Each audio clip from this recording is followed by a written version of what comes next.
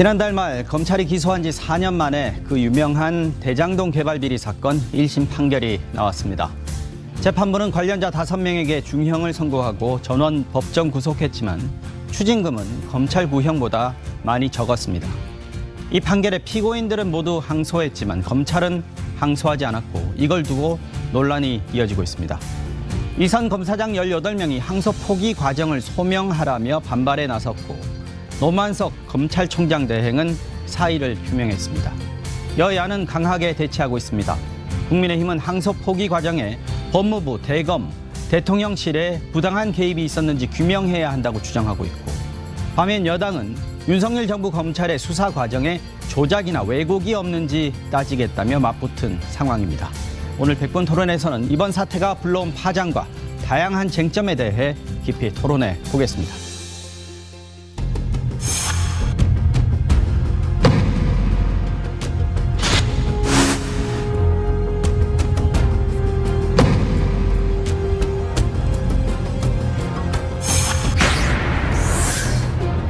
신중하게 판단하라고 하는 것은 결국 판단의 주체가 검찰입니다. 검찰에서 판단하고 권한이 있으니까 그에 따른 책임을 지는 겁니다.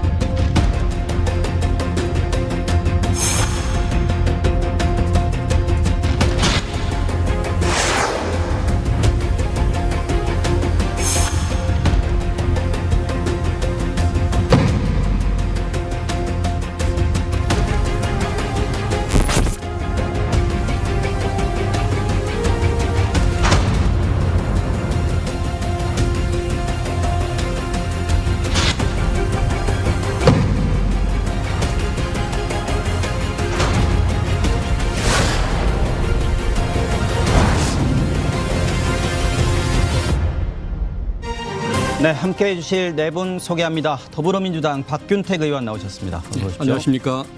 국민의힘 신동욱 의원 자리하셨습니다. 네, 안녕하십니까. 신동욱입니다. 반갑습니다.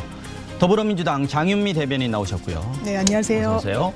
국민의힘 법률위 윤기찬 부위원장 함께하십니다. 안녕하세요. 반갑습니다. 자, 오늘도 스튜디오에 시민노객 여러분들 모셨습니다. 잠시 후에 직접 질문 받아보겠습니다. 오늘 백분 토론은 MBC 홈페이지와 유튜브 MBC 뉴스 채널 그리고 백분 토론 채널을 통해서도 실시간으로 함께하실 수 있습니다. 네, 검찰의 대장동 개발 비리 사건 항소 포기를 둘러싼 논란이 계속되고 있습니다. 일단 일각에서는 검찰이 어쩔 수 없이 모종의 외압에 의해서 항소를 할 수 없었다, 항소 포기다 이렇게 얘기를 하고요. 검찰이 스스로 판단해서 항소를 자제한 것이다 라고 주장하는 쪽도 있습니다. 어떻게 규정하시는지부터 얘기 들으면서 토론 시작하도록 하겠습니다. 먼저 박균택 의원님. 어떻게 규정을 하십니까? 이 사건은 그 문재인 정부 때 검찰이 1차 기소했던 부분은 유죄가 나고 네. 그리고 윤석열 정권 때 정치검사들이 2차 기소했던 부분은 무죄가 났습니다. 일부 유죄, 일부 무죄가 났습니다. 네. 그런데 법무부 장관이 항소 여부를 신중하게 결정해달라고 의견을 제시했는데 그것이 합리적이었기 때문에 따랐을 것입니다. 일부 무죄가 났던 부분이 무죄가 너무 명백하기 때문에 그 어떤 항소를 주장할 명분이 없어서 장관의 의중을 따랐을 것입니다. 그런데 1심 재판부가 1+1은 2라 그렇게 정확한 당연한 판결을 내렸는데 그것이 정치검사들의 주장처럼 1+1은 10이다 또는 1+1은 20이다라고 계속 우겨라 주장해라 항소심 가서 뒤집힐지도 모르는 거 아니냐 이런 식의 억지 주장하는 것은 저는 결코 타당하지 않다고 봅니다. 무죄는 무죄일 수밖에 없고 또 무죄인 이상 추징은 불가능한 것이기 때문에 조작 수사, 뻥튀기 수사를 반성을 해야 할 일인 것이지 항소를 했어야 한다고 주장할 일은 아니라고 저는 그렇게 생각합니다. 법원의 판결이 합당했기 때문에 검찰이 스스로 항소를 하지 않은 것이고 검찰의 판단이었다라는 주장이시고요. 신동욱 의원님 어떻게 보십니까? 먼저 스스로 항소 안 했다는 것은 뭐 전혀 사실이 아니죠. 일단 여러 가지 정황들 사표를 낸 노만석 검찰총장 대행 스스로가 많이 부대꼈다라고 얘기를 했고 오늘 저녁 보도를 보면 이진수 차관도 한 차례만 전화한 것이 아니고 수차례 전화해서 항소 포기를 종용했다라는 얘기가 나와 있습니다. 그리고 민주당과 여권에서는 이 문제를 법리와의 싸움으로 자꾸 축소시키려고 하시는데 이건 법리와의 싸움이 아니고요. 범죄와의 싸움입니다. 아무 문제가 없다면 왜 민주당이 범죄자들을 두둔합니까? 지금 1심 선고문을 보면 이재명 대통령을 직접 언급하는 대목이 이름이 300번 이상 나옵니다. 그렇기 때문에 저희는 항소를 포기시킨 것이라고 보고 검사들이 자발적으로 항소를 포기했다. 그날 밤 11시 53분까지 검사들은 항소하겠다는 의사를 굽히지 않고 기다렸는데 끝내 허락을 하지 않았기 때문에 항소를 못했다는 것 아닙니까? 결정적으로 이 문제는 국민들의 좁게 얘기하면 대장동 주민들의 피 같은 돈을 회수할 수 있는 길이 완전히 봉쇄된 것인데 왜 이번만큼은 민주당이 이 범죄와의 싸움을 하지 않고 김만배 남욱 일당을 이렇게 변호를 하시려고 하는 것인지 저는 도무지 이해할 수가 없고 그렇기 때문에 이 범죄와의 전쟁은 국민들이 보시기에도 이 항소 포기가 정말 이상한 구석이 많다. 그래서 저희는 국정조사와 특검을 통해서 반드시 밝혀내야 될 사건이다. 이렇게 말씀을 드리고 있는 것입니다. 네, 국정조사 특검 얘기하셨어요. 어떻게 보십니까? 우선 항소를 못했다라는 건 사실관계가 확인되고 있지 않습니다. 외압이라고 하는 건 일부 검사들의 주장에 불과한 것이고요. 국민의힘에서 제기하고 있는 의혹에 불과한 거고 현 시점 기준으로 그렇습니다. 그럼 기본적으로 정치적인 부분과 법률적인 부분을 나눠서 따져볼 필요가 있겠습니다. 항소가 대단히 이례적인가?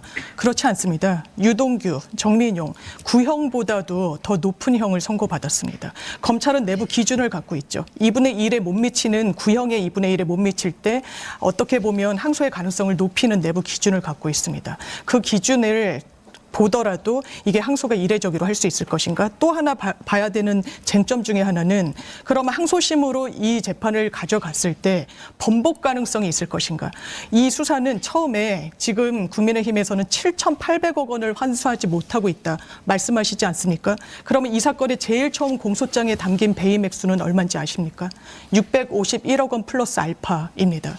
이게 어느 시점에 4,895억 원으로 증폭되죠. 굉장히 이례적으로 그 간극이 큽니다. 변수는 하나가 있었습니다. 윤석열 정부의 출범 그리고 수사팀을 대대적으로 물갈이를 하죠. 그러면서 2차 수사팀에서 이 증폭시킨 공소장의 그 기재 금액 인정 전부 됐습니까? 아니요. 그렇지 않았습니다. 7,800억 원 이거는 대장동 일당들이 전부 벌어들인 돈 총액입니다. 이런 걸 징수하는 경우는 없습니다. 그렇다면 검찰 일부에서 이야기하는 대로 실제로 외압이 있었다면 그 외압을 뚫고 항소장 한 장 냈으면 되는 겁니다. 노만석 검찰총장 대행도 이제는 전이 됐죠. 제대로 이 부분에 대해서 외압이 있었다고 평검사들이 직격하고 본인의 사의를 표명하는 와중에도 그렇게 자신만만하게 이야기하고 있진 못합니다.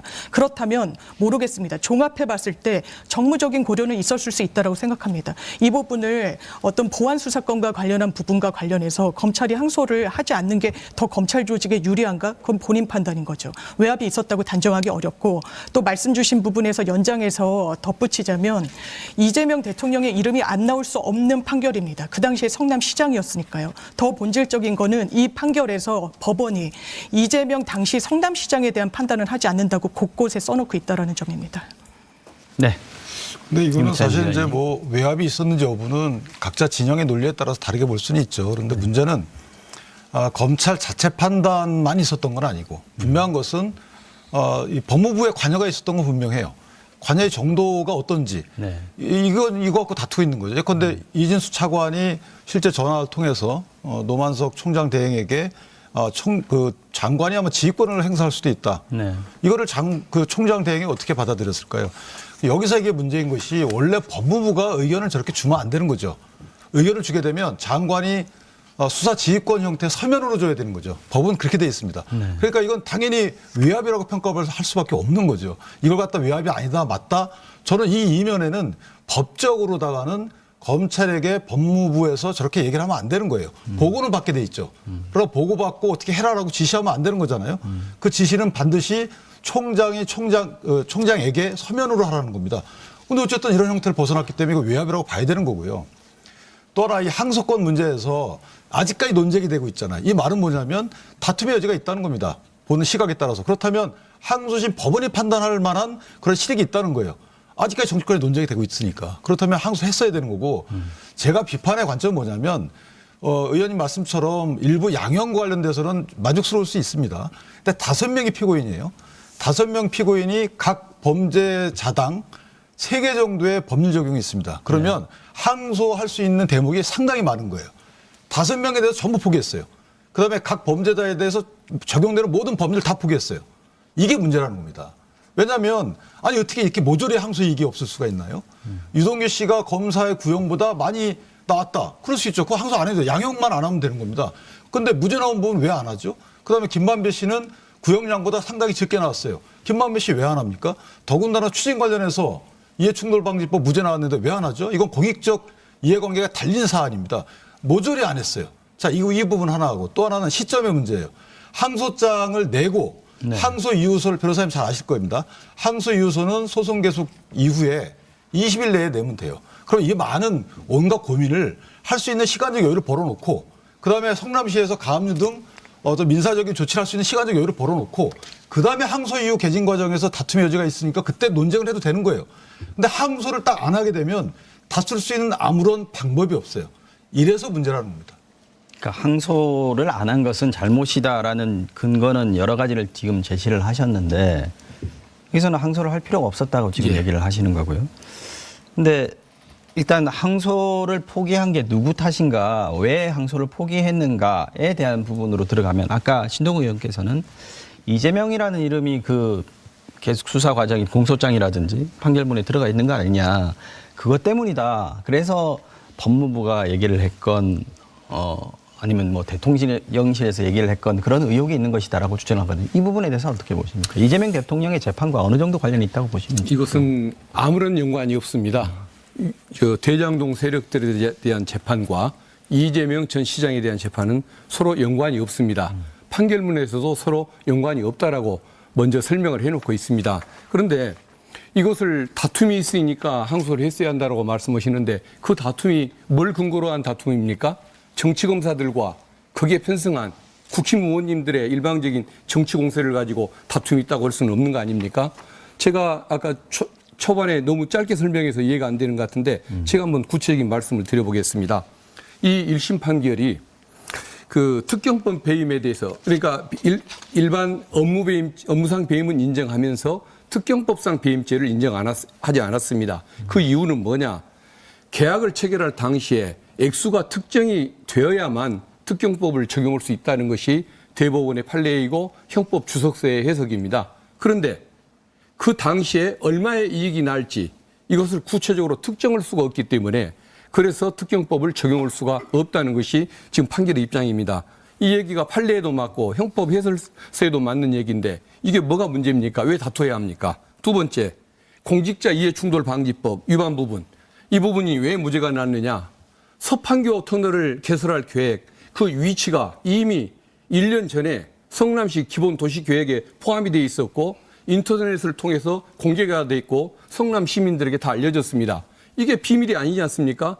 이걸 검찰은 비밀이라고 주장하면서 비밀을 이용해서 정보를 이용해서 이익을 얻게 했으니까 그 이해충돌 방지법 위반이라는데 이것은 범죄가 안 되는 거 아닙니까? 이것은 초등학생이 보더라도 그것은 비밀이 아닌 것이죠. 그런데 이것을 왜 유죄라고 우겨가면서 혹시 달라질지 모르니까 1+1은 2가 아니라 10이 될지도 모르니까 우겨봐라. 이게 무슨 논쟁거리입니까? 그것은 억지입니다. 정치 공세인 것이고. 그리고 장관이 지휘권을 발동한 것과 관련, 지휘권 발동 아니냐 그러시는데 법무부 장관은 검찰에게 강제성을 갖는 지휘권을 발동할 권한이 검찰청법에 있습니다. 그럼에도 불구하고 지휘권을 발동하지 않고 의견을 제기했습니다. 지휘권을 발동해도 합법인데 의견을 제시한 거 가지고서 그게 마치 불법이고 특검을 동원해야 한다는 게 그게 무슨 법 논리입니까? 예를 들어 사장이 내 건물 내에 특정 사무실에 들어갈 그 권리가 주어져 있습니다. 그러면 사장은 그 건물에 그 사무실에 출입할 권리가 있습니다. 문을 열고 들어갈 권리가 있죠. 그런데 문도 열지 않았는데 불법 침입이라고 주장하는 것이 말이 됩니까? 수사지휘권을 발동하지도 않았는데 의견 제시만으로 이게 불법이고 특검을 해야 한다. 이것은 가당치도 않은 정치 공세에 불과하다고 잠깐 해도 그 점을 제가 말씀드리고 먼저 좀 싶습니다. 말씀드릴게요. 저는 그 박균택 의원님이 하시는 말씀이 길어지면 길어질수록 왜 자꾸 범죄자들을 두둔하는 발언을 저렇게 계속 길게 하실까라는 근본적인 의문을 갖습니다. 누가 범죄자란 스스로의 말입니까? 김만배 유죄가 범죄 나왔지 아닙니까? 유죄가 나왔지 아니요, 않습니까? 그러니까요. 유죄가 나왔죠. 아니, 들어보세요. 누가 범죄자가 아니라고 들어보세요. 합니까? 이재명 대통령과 아무 관계가 없다라는 말씀을 하시면 그럼 이것은 정의의 관점에서 보더라도 어쨌든 이해충돌 방지가 지금 다 무죄가 났기 때문에 그것에 의해서 추징할 수 있는 게 지금 가능성이 사라져 버렸지 않습니까? 그러면 항소해서 다퉈보는 것이 맞습니다. 아니, 무죄가 무죄인데 왜 다투라고 그러십니까? 1심의 무죄가 무죄입니까? 대법원까지 가봐야죠. 너무 명백한 무죄니까 아니요, 그렇죠. 그 명백하다는 판례에 맞고 교과서에 명백하다는 맞고. 걸 왜 박균택 의원님이 재단을 하십니까? 이것은 검사들이 제가 말씀을 드리잖아요. 말씀을 하시면 하실수록 왜 박균택 의원님이 이재명 대통령과는 아무 관계도 없다 그러면서 김만배 남욱 변호사의 이익을 자꾸 대변하시는 듯한 말씀을 하시느냐. 이게 납득하기 어려운 거예요. 그래서 아니, 무죄를 무죄라고 그러는데 아니요. 누구의 이익을 아니, 대변한단 말입니까? 1심 선고가 났는데 무죄라고 말씀하시면 그러면 안 1 플러스 되죠. 1을 10이라고 자, 얘기해 잠깐 줘야 제가 합니까? 말씀을 좀 드릴게요. 1심 선고가 났는데 무죄라고 말씀을 드리면 자꾸 하시면 그거야말로 자꾸 범죄자들을 지금 두둔하시는 겁니다. 그래서 그게 1심 판사가 무죄 선고, 이해충돌 방지법에 대해서 무죄 선고했지 않습니까? 특경법에 따른 배임 무죄로 선고했지 않습니까? 이 부분이 잘못됐다고 생각하고 검사들이 항소를 해보겠다고 판단을 받아보겠다고 주장을 했는데 아까 장윤미 대변인께서 네. 외압이 없었다고 그러는데 제가 그날 상황을 말씀을 드릴게요. 그날 오후 5시에 그 총장 대행이 당연히 항소하는 것으로 알고 있었는데 갑자기 중앙지검장이 전화가 와서 이거 어떻게 할까요? 그랬는데 아니 항소 아직도 안 했습니까? 이렇게 대답했다는 거예요. 그런데 저녁 8시에 이진수 차관하고 통화를 합니다. 그런데 그때부터 바뀌기 시작하는 거예요. 이 과정을 뭐라고 지금 검찰총장 대행은 사표낸 노만석 대행은 표현하냐 하면 많이 부대꼈다. 저쪽에서는 지우려고 하고 우리는 지워서는 안 된다고 생각해서 많이 부대꼈다고 표현합니다. 이 정도 정황인데 외압이 없었다라고 표현을 하시면 그럼 세상에 외압은 뭐가 외압입니까? 그리고 신중하게 판단해라라는 표현도 자꾸 쓰시는데 신중하게 판단하라는 말은 너무 상식적인 얘기입니다. 문해력을 그렇게 국민들 문해력을 무시하시면 안 되죠. 신중하게 하라는 거는 하지 말아라는 얘기입니다. 그리고 지금 속속 밝혀지는데 이진수 차관이 지금 수차례 전화해서 큰일 났다 이거 검찰이 항소하려고 하는데 안 된다. 세 가지 옵션 계속 우기면 수사지휘권 발동하겠다. 그리고 검찰 보안 수사권 남겨주는 카드도 있다. 당신 공소청장 시켜주는 카드도 있다. 이렇게 설득을 했다는 거 아닙니까? 그게 누구의 주장이고 뭘 근거로 하시는 말씀입니까? 아니요, 그거는 어디에 나오는 얘기입니까? 노만석 대행과 노만석 대행이 면담을 그 얘기를 한 했습니까? 노만석 대행과 면담을 한 검찰 간부들의 주장입니다. 우리가 그런 것들이 다 거짓말이라고 얘기하시면 토론이 안 되는 거고요. 비교적 사실에 가깝게 확인된 부분들은 인정을 하셔야죠.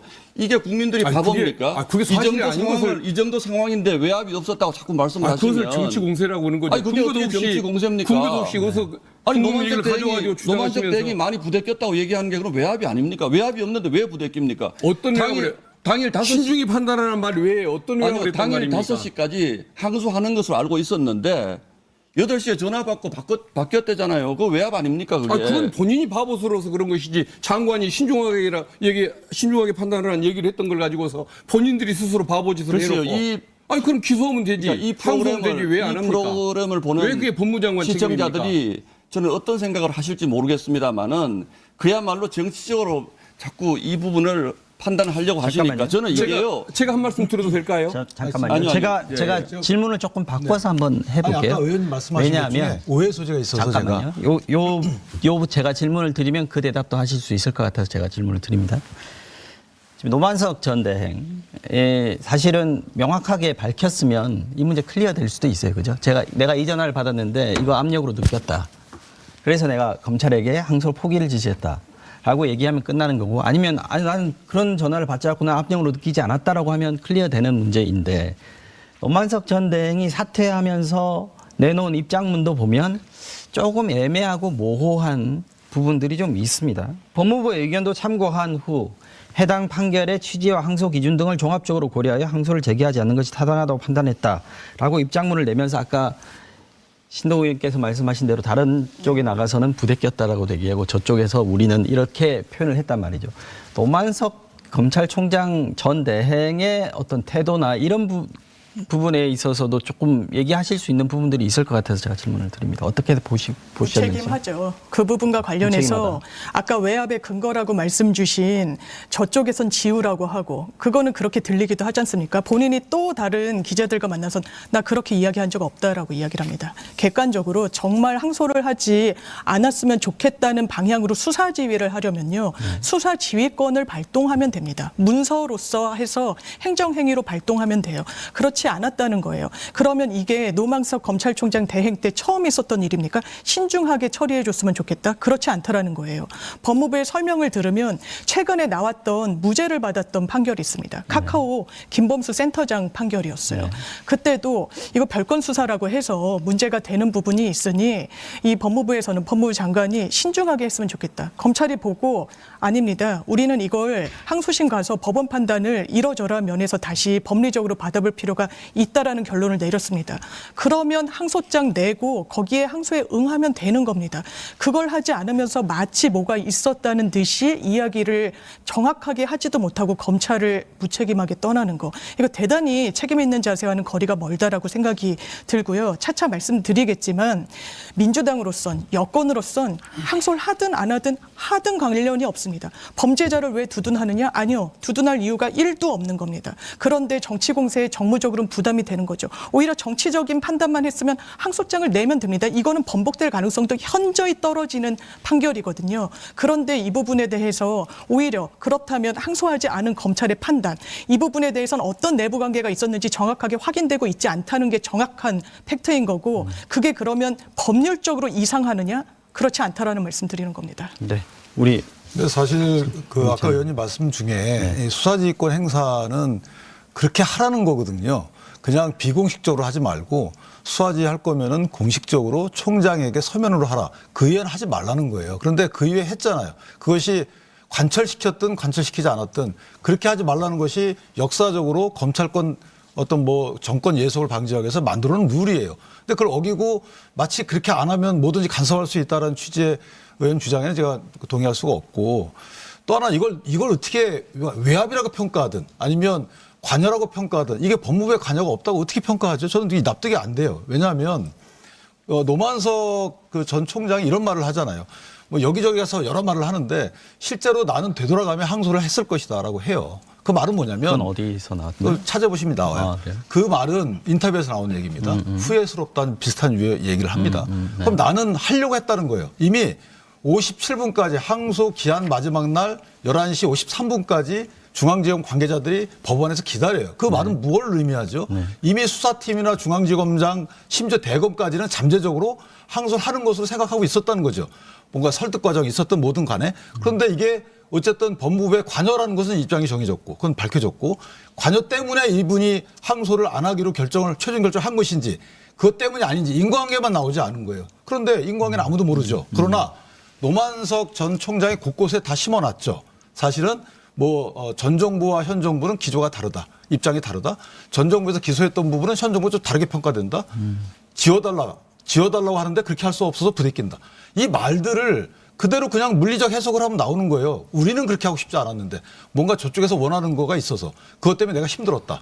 자, 이 정도면 노만석 전 총장이 누구에 대해서는 직권남용의 가해자가 될 수 있지만 누구에 대해서는 직권남용의 피해자가 되는 거예요. 그래서 본인은 직권남용의 가해자가 되기 싫었기 때문에 첫 입장 발표도 법무부와 협의하에 법무부의 안을 참고하여 이런 식의 표현이 들어간 거란 말이죠. 이건 오로지 나의 독단이 아니야. 따라서 만약에 이게 사법적인 심사의 대상이 된다면 나는 직권남용의 가해자가 아니야. 라는 것을 곳곳에 심어놓은 것이고요.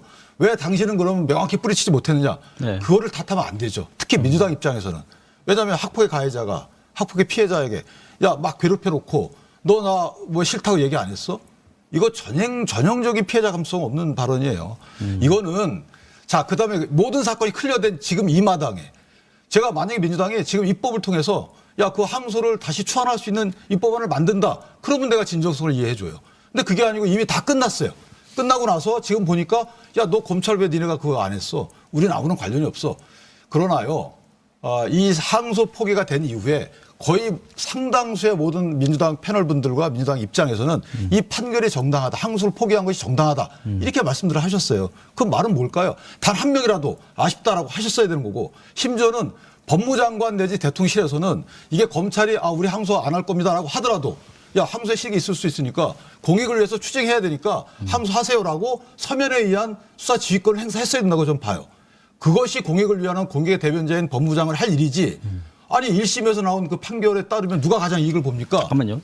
김만배. 서면으로 수사지휘권을 발동하면 외압으로 생각하지는 않을까요? 서면에 어떻습니까? 의한 수사권 지휘는 외압이 아니잖아요. 외압이 아니고. 법률적 권한이지. 외압은 거기에 아니죠. 대해서 예. 법무부 장관이 책임을 지는 판단이 거예요. 그렇죠. 그렇죠. 판단인 것이죠. 오히려 그때 제가 법무장관이라면 그럼 오히려 검찰이 자체 판단을 했어요. 네. 항소 포기하는 게 맞습니다라고 하더라도 야, 그 추징 관련해서는 이런 실익이 있으니까 한번 해보세요라고 해서 수사지휘권을 행사하는 게 맞다고 봐요. 오히려 하라고.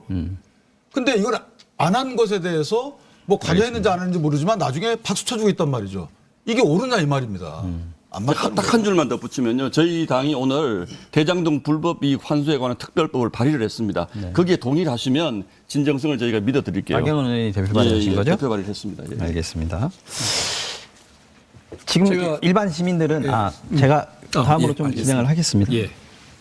일반 시민들 입장에서도 그렇고요. 재판부에서도 판결문에서 이번 사건은 지역 주민들에게 돌아가야 할 개발 이익이 사익으로 전락했다라고 강하게 질책을 했습니다. 그러면서 중형을 내렸는데 일반 시민들도 이 사건에서 가장 민감하게 아마 받아들이는 거는 저 사람들은 나와서 뭐 징역은 살겠지만 나오면 몇천억 기다리고 있는 거 아니냐. 저 사람들 큰 부자 되는 거 아니냐라는 데서 아마 마음에 어떤 불만 같은 게 있는 것 같습니다. 그런 측면에서 추징금에 대한 얘기를 좀 해봤으면 좋겠는데 아까 말씀하신 대로 검찰의 구형은 7천억 원 이상 되는 규모였고요. 이번에 실제로 추징할 수 있는 금액은 김만배에게 428억 그리고 정민영에게 뇌물 관련 추징금 37억 유동규에게 8억 1천 뭐 이 정도 해서 사실 많이 줄었어요. 이 부분에 대해서 어떻게 생각하시는지 아까 잠깐 의견을 얘기하셨습니다만. 예. 이건 좀 제가 자세히 여기부터 설명을 얘기를 드려도 해주시죠. 괜찮겠습니까? 네, 좀 압축해서 자세히 예. 설명해 주시면 되겠습니다. 근데 워낙 이 부분을 가지고서 뭐 특별법까지 뭐 제시를 하셨다고 하니까 네. 조금 설명을 평소보다 조금 길게 한번 드려보겠습니다. 검찰은 대장동 세력이 재산상 이익을 7,800억을 얻었다고 얘기를 합니다. 네. 그리고 1심 법원은 액수를 특정할 수 없기 때문에 특경법을 인정하지 않았지만 일반 배임을 인정했고 법으로 인정할 수는 없지만 실질적인 그 어떤 수익은 얼마라고 인정했냐면 1,128억 원이라고 인정을 했습니다. 검찰은 그 이재명 전 시장을 공격하는 수단으로 되지도 않는 당연하게 무죄가 처음부터 난 이 이해충돌 방지법을 적용해서 7,800 얼마를 얻었다라고 얘기를 하는데 네. 이 부분은 계산이 잘못됐습니다. 셈법이 잘못된 것이 다 깨져서 결국은 법원이 그 1,128억 원의 이익을 얻은 걸로 이렇게 1심에서 결론 냈다는 점을 말씀을 드리겠습니다. 네. 그리고 이 부분은 아까 말씀드린 것처럼 이해충돌 방지법은 구조적으로 법률상 무죄가 될 수밖에 없는 그런 부분이었고 그다음에 그 어떤 그 배임 부분이 있지 않습니까? 네. 이 부분은 검찰은 4,800억이라고 주장하지만 법원은 1,128억 원이라고 인정하면서도 네. 여기에 대해서 추징 판결을 그 470억 원만 했고 나머지는 하지는 않았습니다. 네, 그 이유가 뭐냐?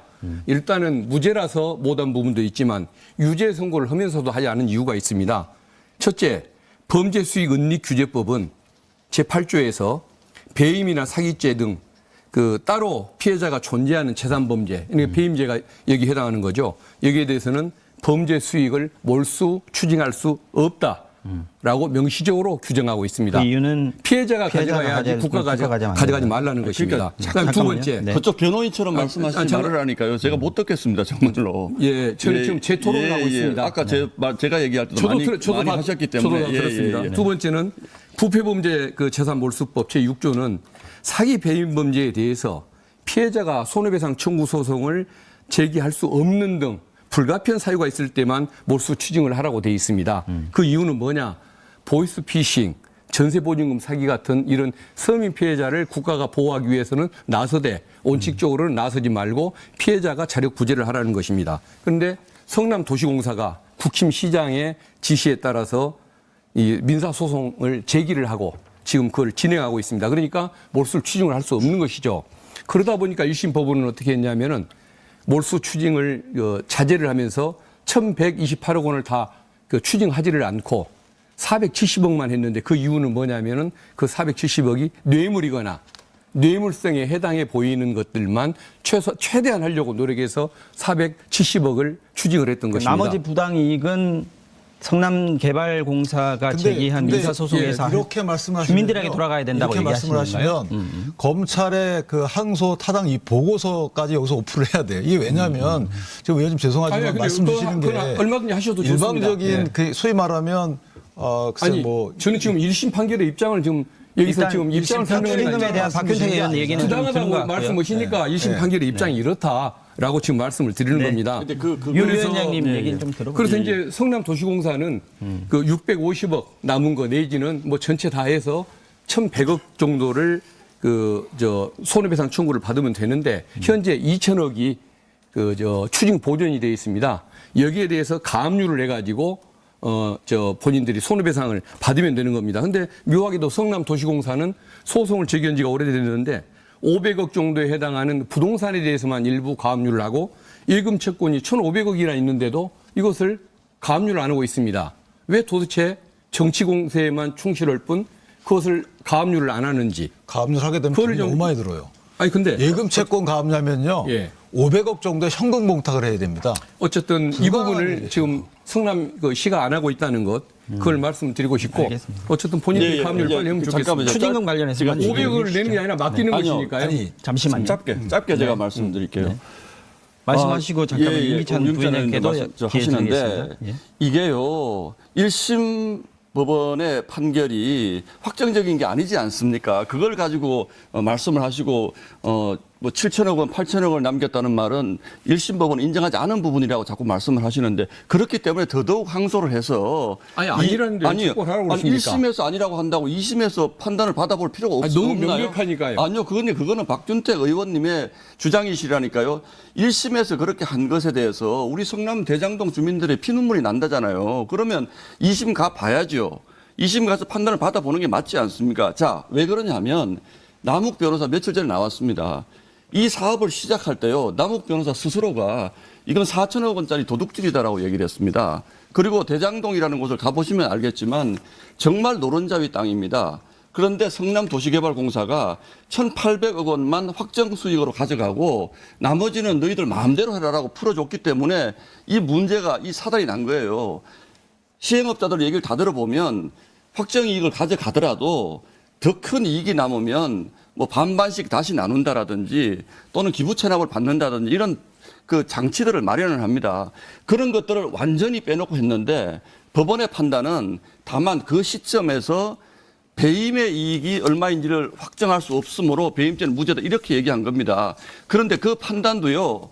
항소심과는 바뀔 수 있습니다. 대법원 가면 바뀔 수 있습니다. 그러니까 1심에서 이렇게 판단을 했기 때문에 더 이상 묻지도 따지지도 말고 끝이다라고 자꾸 말씀을 하시면 그래서 제가 왜 자꾸 김만배의 이익을 대변하시려고 하는지 남욱의 이익을 대변하려고 하시는지 제가 이해를 못 하겠다는 거예요. 이거는 항소심 가서 따져봐야죠. 그렇기 때문에 2심이 있고 3심이 있는 것 아니겠습니까? 그 말씀을 드리는 저는 겁니다. 옳고 그름을 논리로 얘기하시는데 자꾸 인신공격을 하시는군요. 제가 논리로 제가 제가 무슨 인신공격을 대변한다는 말씀이십니까? 무슨 인신공격을 추징 관련해서 먼저 추징 윤기찬 관련해서 부위원장 말씀하시고 장윤미 대변인께 의원님 드리겠습니다. 말씀처럼 그런 식으로 추징이 만약에 가압류를 통해서 되면 좋죠. 그런데 그게 어렵기 때문에 그 판결문에도 그런 내용이 나오는 거죠. 현실적으로 어렵다. 왜냐하면 인지대를 약기기 위해서 5억 원만, 5억 1천만 원만 일단 소송을 제기한 거 일부 청구만 한 거예요. 성남시 입장에서는 다 시민의 세금이니까.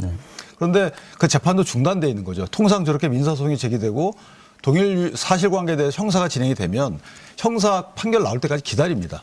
그러니까 진행이 안 된 거예요. 결국 형사 판결이 선행되고 민사 판결에 뒤따라가서 형사 판결의 결과를 증거로 내는 것이 이게 사실은 민사소송의 손해배상 구조예요.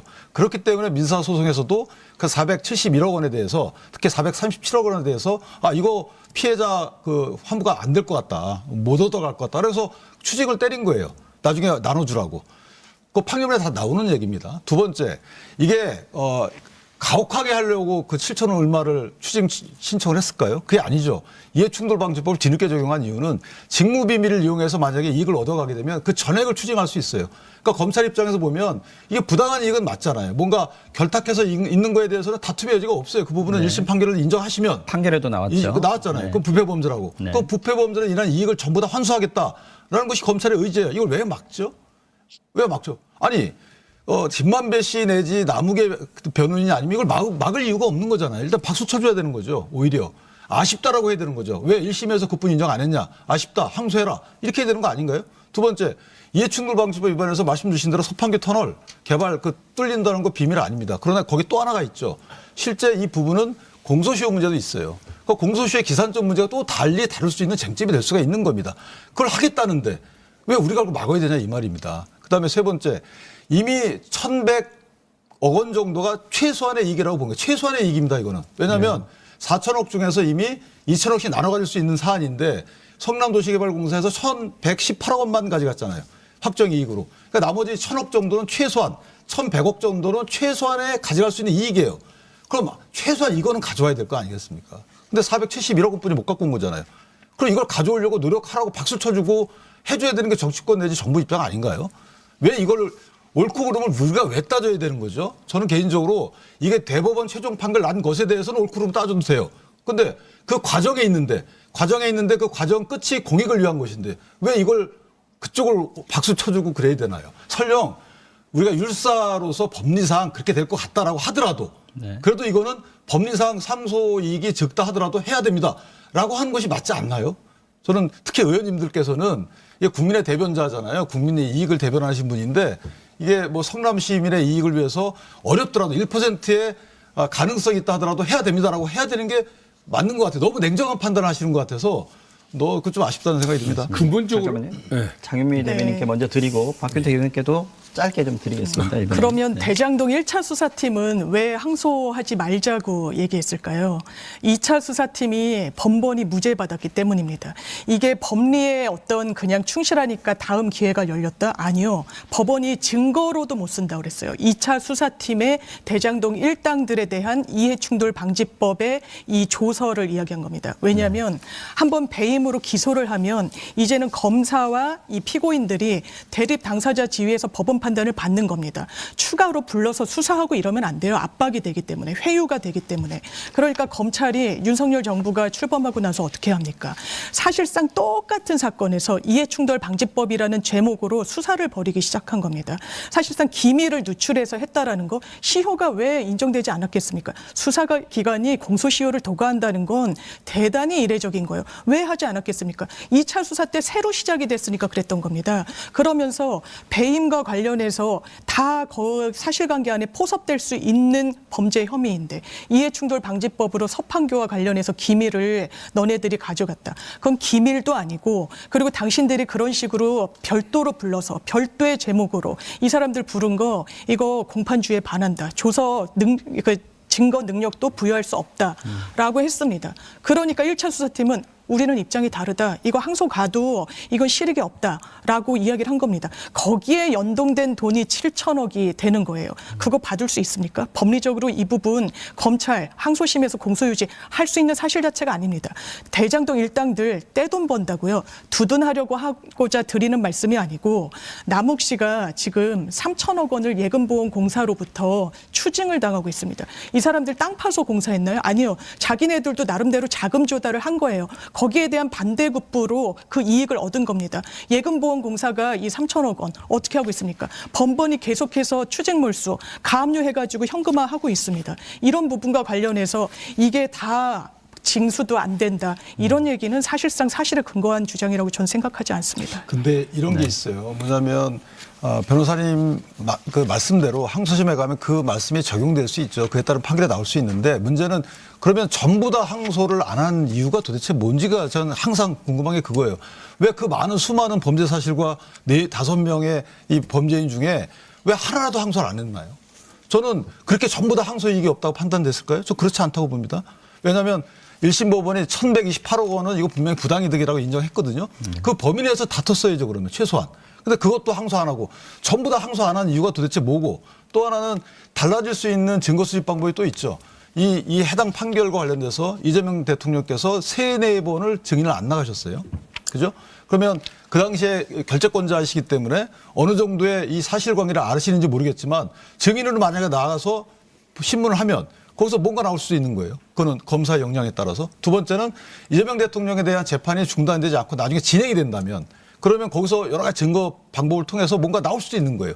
그러니까 이거 가능성은 충분히 열려 있다는 거죠. 이걸 왜 스스로 검찰이 맞게끔 하는 것에 대해서 박수를 치냐. 이 부분은 안 맞다는 거예요. 1차 수사팀 말씀을 자꾸 하시는데 잘 아시는 것처럼 1차 수사팀은 이 정부 들어서 검찰의 실세로 떠오르고 있는 김태훈 서울 남부지검장이 문재인 정부 당시에 수사를 한 겁니다. 그러니까 그 똑같은 논리로 저희도 그분들이 한 수사를 얼마나 수사를 축소해서 했을 것이라는 의심을 가지고 있어요. 그리고 김태훈 지검장은 이번에 항소 포기에 대해서 대부분의 검사장들이 사유를 설명해 달라고 하는 서명을 했을 때 거기도 하지 않았어요. 그러니까 1차 수사팀은 이걸 기소 안 했는데 2차 수사팀만 왜 이해 충돌 방지법을 가지고 기소했느냐라는 이런 논리는 성립하지 않습니다. 그러니까 1차 수사팀과 2차 수사팀은 성격이 전혀 다른 것이고요. 그렇기 때문에 그 부분을 다 무죄로 판단하는 것에 대해서 항소심 가서 따져보고 대법원 가서 따져보는 것이 맞다.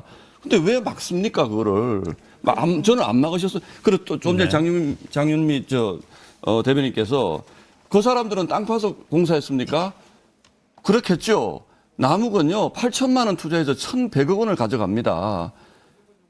몇 배입니까 도대체? 1,000배 아닙니까? 그런 부분에 대해서 그 사람들이 다 할만하기 때문에 그 부분을 인정할 수밖에 없다라는 그런 말씀은 안 해주셨으면 좋겠어요, 정말로. 아까도 기부 채납 말씀하시는데 이 일당들이 당시 이재명 시장에 대해서 왜냐하면 이익이 커지니까 무슨 터널이다, 도로 정비다 계속 기부 채납 형식으로 돈을 내놓으라고 하거든요. 네. 공산당 같은 XX 이럽니다. 왜냐하면 자기네들 이익이 줄어들고 성남시장인 이재명 당시 시장은 몰랐다는 걸 전제하고 있는 그런 부분이 있는 거예요. 그리고 지금 아마 논리는 그런 것 같습니다. 무죄를 받으면 항소심 가서 한번 다시 판단 법리적으로 받아봐야 되는 거 아니냐. 이게 통상의 예 아니냐. 그러면 제가 이 사건 한번 말씀드려 보겠습니다. 장동혁 대표가 재산 신고를 공직자로서 하셔야 되는데 누락이 있었어요. 기소가 됐습니다. 1심에서 무죄를 받았어요. 검찰이 항소하지 않았습니다. 이거 항소해야 됩니까? 안 해야 됩니까? 국민의힘에 여쭤보는 겁니다. 무죄를 받고 이렇게 무죄를 받으면 검찰이 항소를 해서 법리 판단을 새로운 재판부로부터 받아봐야 된다라고 하는데 거기에서는 항소를 하지 않는 것이 정의이고 여기에서는 항소를 해야만 한다는 그 이유는 논리 모순이고요. 그러니까 정치 공세라는 이야기가 들고 큰 틀에선 다르지 제가 답변 않다고 생각합니다. 드리겠습니다. 민주당 의원들 선거법에 대해서도요. 항소 포기한 사례 굉장히 많습니다. 저희가 얘기하지 않지 않았습니까? 아니, 그러니까 굉장히 많은데 굳이 논점을 흐리기 위해서 장동혁 대표 검찰 1,000만 원 구형한 거 1심에서 무죄 선고 났습니다. 그것과 이것을 비교하면 국민들이 어떻게 생각하겠습니까? 그 사건과 이 사건은 그렇죠. 항소 포기할 수 있죠. 왜 항소 포기를 못합니까? 할 수 있지만 이 사건에 대해서 그렇기 때문에 이 항소 포기가 아무런 문제가 없다. 이 항소 포기도 당연히 할 수 있는 것이다라고 얘기하면 그건 비유가 전혀 잘못된 겁니다. 그거는 저희가 이제 이 논쟁을 무죄 삼는 쟁점이 다른 게 장동혁 대표 그 항소 포기는 항소를 하든 포기하든 그건 견해가 있을 수 있어요. 그런데 검찰의 판단 그대로 간 거예요. 근데 이 사건은 검찰의 판단이 막히고 뒤집혔다는 게 문제가 있는 거예요. 왜? 아니 왜 법무부가 가정해서 그게 외압이든 아니든 어쨌든 뭔가가 플러스가 돼가지고 입장이 바뀌었잖아요. 이게 문제가 되는 것이지 이 자체에 대해서 왜 항소 포기했냐 포기한 게 옳다 그러다 이거 갖고 싸우는 게 아니잖아요. 항소 이게 물론 항소심 가가지고 뒤집혀질 수도 있고 그대로 유지가 될 수도 있어요. 그러나 검찰이 본인들이 항소하겠다고 한 것을 왜 막냐 이 말입니다. 장동혁 대표 검찰이 항소 포기하고 항소하겠다는 거 누가 막았습니까? 입장이 다른 거예요. 사안 자체가. 근데 궁금한 게 뭐 아까 우리 시민논객분 저희가 리허설하면서 질문도 좀 받아봤었는데 그때도 나왔던 질문이 검찰이 지금 이 정도로 반발을 하고 있는데 일부 뭐 검사님들 다수를 포함해서 그러면 그때 그날 11시 57분에 기다리지 말고 검찰이 결기 있게 항소장을 제출했으면 되는 거 아니냐? 왜 지금 와서 위에서 막아서 그랬다라고 얘기하느냐? 검찰이 그냥 결재를 다 받아놓은 상태였기 때문에 대출하면 되는 거 아니었냐 이런 얘기하시는 분들도 있거든요. 맞는 이 부분에 대해서 어떻게 해요? 제일 아쉬운 부분이죠. 말씀 주신 것 따나 제일 아쉬운 부분이 검찰이 그냥 저지르고 그다음에 검찰총장 대행이 사표를 쓰는 게 그게 맞는 거였어요. 근데 그렇게 안 된 거죠. 그건 검찰총장의 결기든 아니면 본인이 식구들 먹여 살릴 게 있어서 그렇든 어쨌든. 근데 그거를 민주당이 탓하면 안 된다는 거예요. 우리 시민들 국민들은 탓해야죠. 왜 검찰이 결기 없이 너네 그렇게 하라고 권한을 준 건데 파면도 잘 못하게 하고 한 건데 왜 그걸 못 지켰어? 비판할 만하죠. 비판 받아야 되고. 그런데 민주당이 비판하면 안 된다는 거예요. 또는 법무장관이 비판하면 안 된다는 거예요. 그렇게 해놓고 야 내가 이렇게 얘기했다 하더라도 당신이 그렇게 하지 그랬어. 이거는 아까 제가 말씀드린 학폭의 가해자 피해자 논리와 유사한 구조라는 자, 검찰의 반발에 대해서 어떻게 예. 생각하시는지 좀 얘기 저는 싶습니다. 네. 본인들이 항소를 했으면 되는 겁니다. 네. 그리고 따랐으면 입을 다물어야 맞는 겁니다. 도대체 얼마나 지금 바보짓들을 하고 있는 겁니까? 왜 부당하다면서 그 지시는 왜 따랐고 이제 와서 반발하고 이제 와서 사표를 내고 사표를 연기로 버티지. 신중하라는 말 한마디를 가지고서 그렇게 저런 사태를 벌이는 그 조직의 모습이 너무 우스운 것 아닙니까? 저는 어느 모로 보나 이해가 안 가는 부분이죠. 강제성 있는 주의권을 발동하지도 않았는데 저런 식으로 터무니없는 모습들을 보이는 저 모습들이 저건 검찰 내부가 지금 반성해야 할 일이지 누구를 원망할 일은 아닌 것 같습니다. 지난번에 작년에 그 최병 사건이 문제가 됐을 때 윤석열의 경로 또 그 경로를 들은 참모들의 여기저기 뭐 국방부와 경찰 전화를 해가면서 사건 은폐하고 수사 의뢰서 찾아오고 이런 온갖 사태를 다 벌여서 대한민국을 시끄럽게 했을 때 대통령이 경로도 못하느냐 대통령은 화도 못 내느냐라고 옹호던 분들이 국민의힘 의원님들입니다. 그런데 장관이 이렇게 무죄가 명백하다고 이렇게 알려져 있는 이 사건 제가 말씀드린 논리가 문제가 없지 않습니까? 그런데 여기에 대해서 신중하게 판단하면 좋겠다는 그 한마디 이게 그것도 못할 장관이면 왜 법무부 장관을 하고 법에 왜 수사지휘권을 놔뒀겠습니까?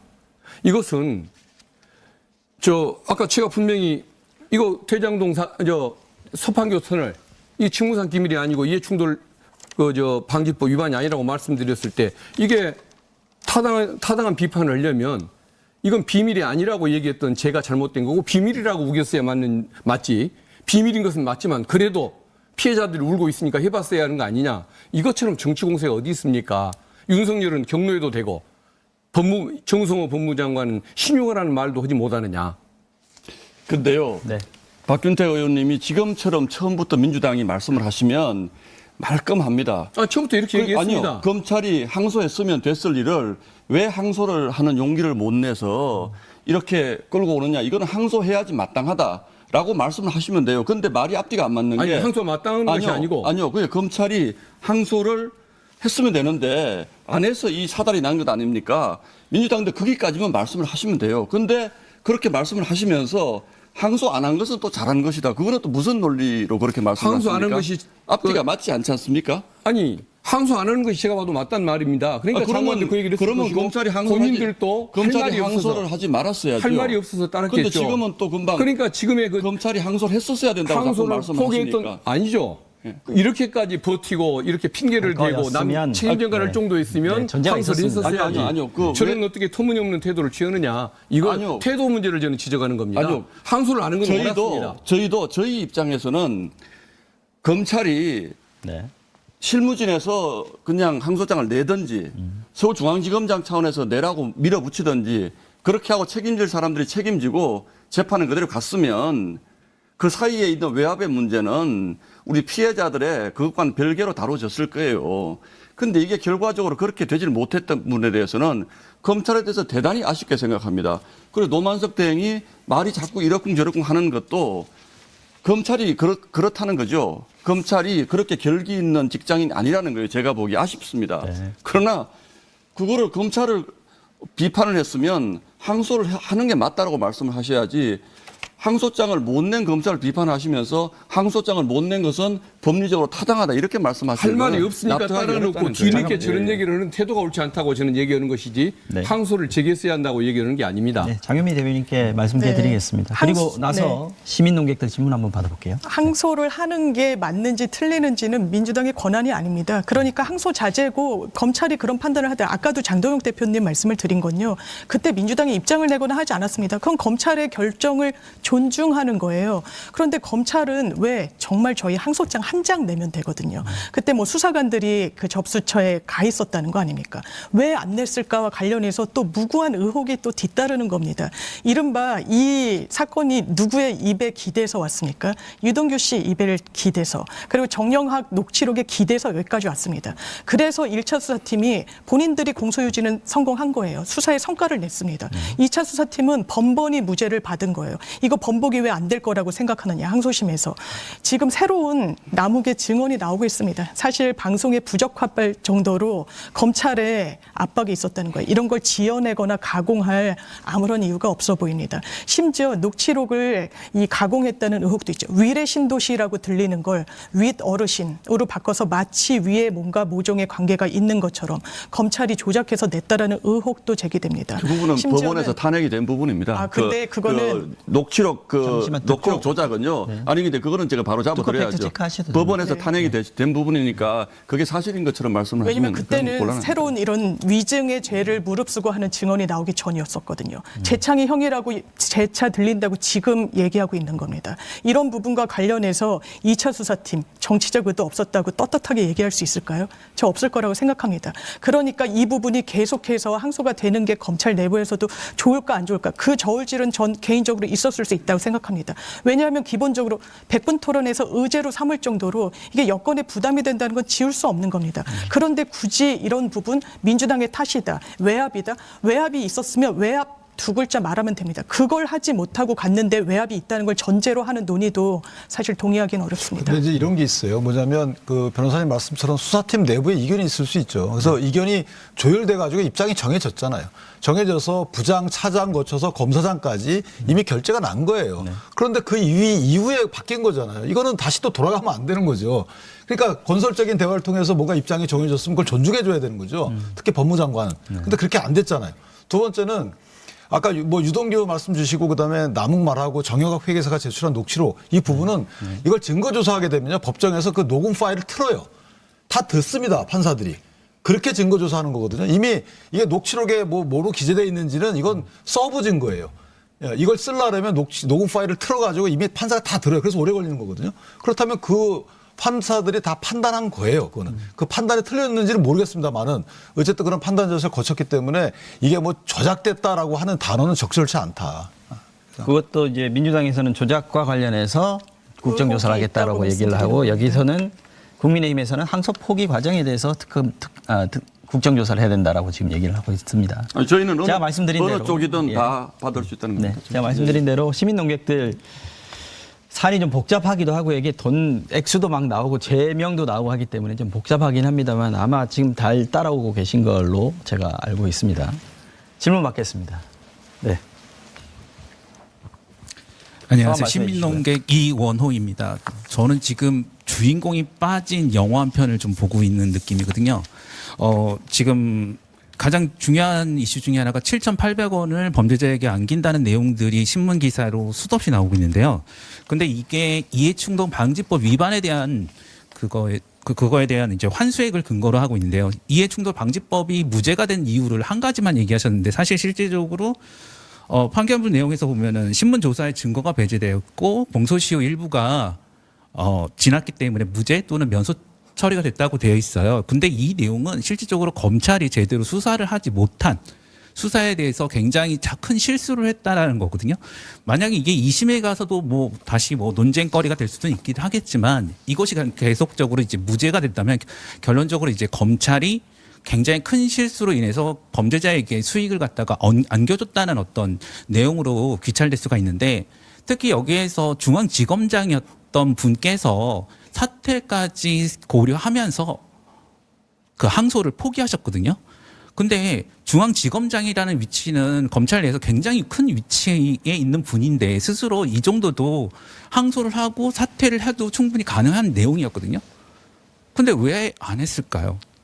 저희도 아쉬운 부분. 예, 근데 그러니까 이게 사실은 핵심이라고 생각하거든요. 지금 현재 뭐 검찰총장 대행분이라든가 이런 분들이 자신의 어떤 잘못이나 이런 것에 대해서 쏙 빠지시고 아무런 대응을 안 하시고 계세요. 제가 짧게만 그리고 좀 정쟁만 예, 예. 지금 계속 이루어져 있거든요. 그러니까 검찰 핵심 스스로의 주인공 잘못이 있는 것 아니냐. 네. 수사도 그랬고 공소 기소 자체도 그랬고 네. 상소를 안 한 것도 검찰의 책임이 더 큰 거 아니냐 이런 얘기를 하시는 것 같아요. 주인공이 빠져 있다는 거죠. 근데 저는 이제 그걸 보고 뭐 같은 입장입니다.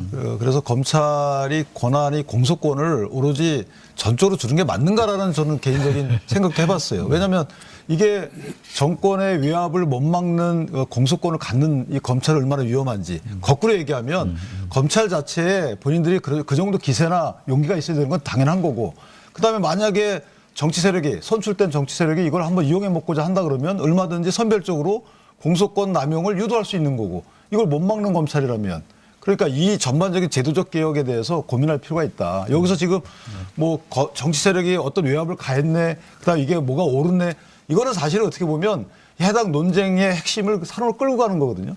근데 이거는 잘못된 거예요. 제가 보더라도 분명히 잘못된 겁니다. 가능성만 보더라도. 근데 이걸 우리 정치권에서는 옳다는 분들도 계시고 굉장히 아쉬운 부분이에요. 제가 살짝만 첨언을 하면요. 그 질문에 대한 답이 될지는 모르겠습니다만 지금 검찰에 대한 그 여권의 압박이 상상을 초월하는 정도라는 것은 우리 시민 농객들도 잘 알고 계실 텐데 본질과는 좀 차이가 있습니다만 그 정진우 서울중앙지검장이 저희도 그냥 지르고 책임지고 사표 내면 되지 않나라는 생각을 하는데 아쉬운 부분입니다.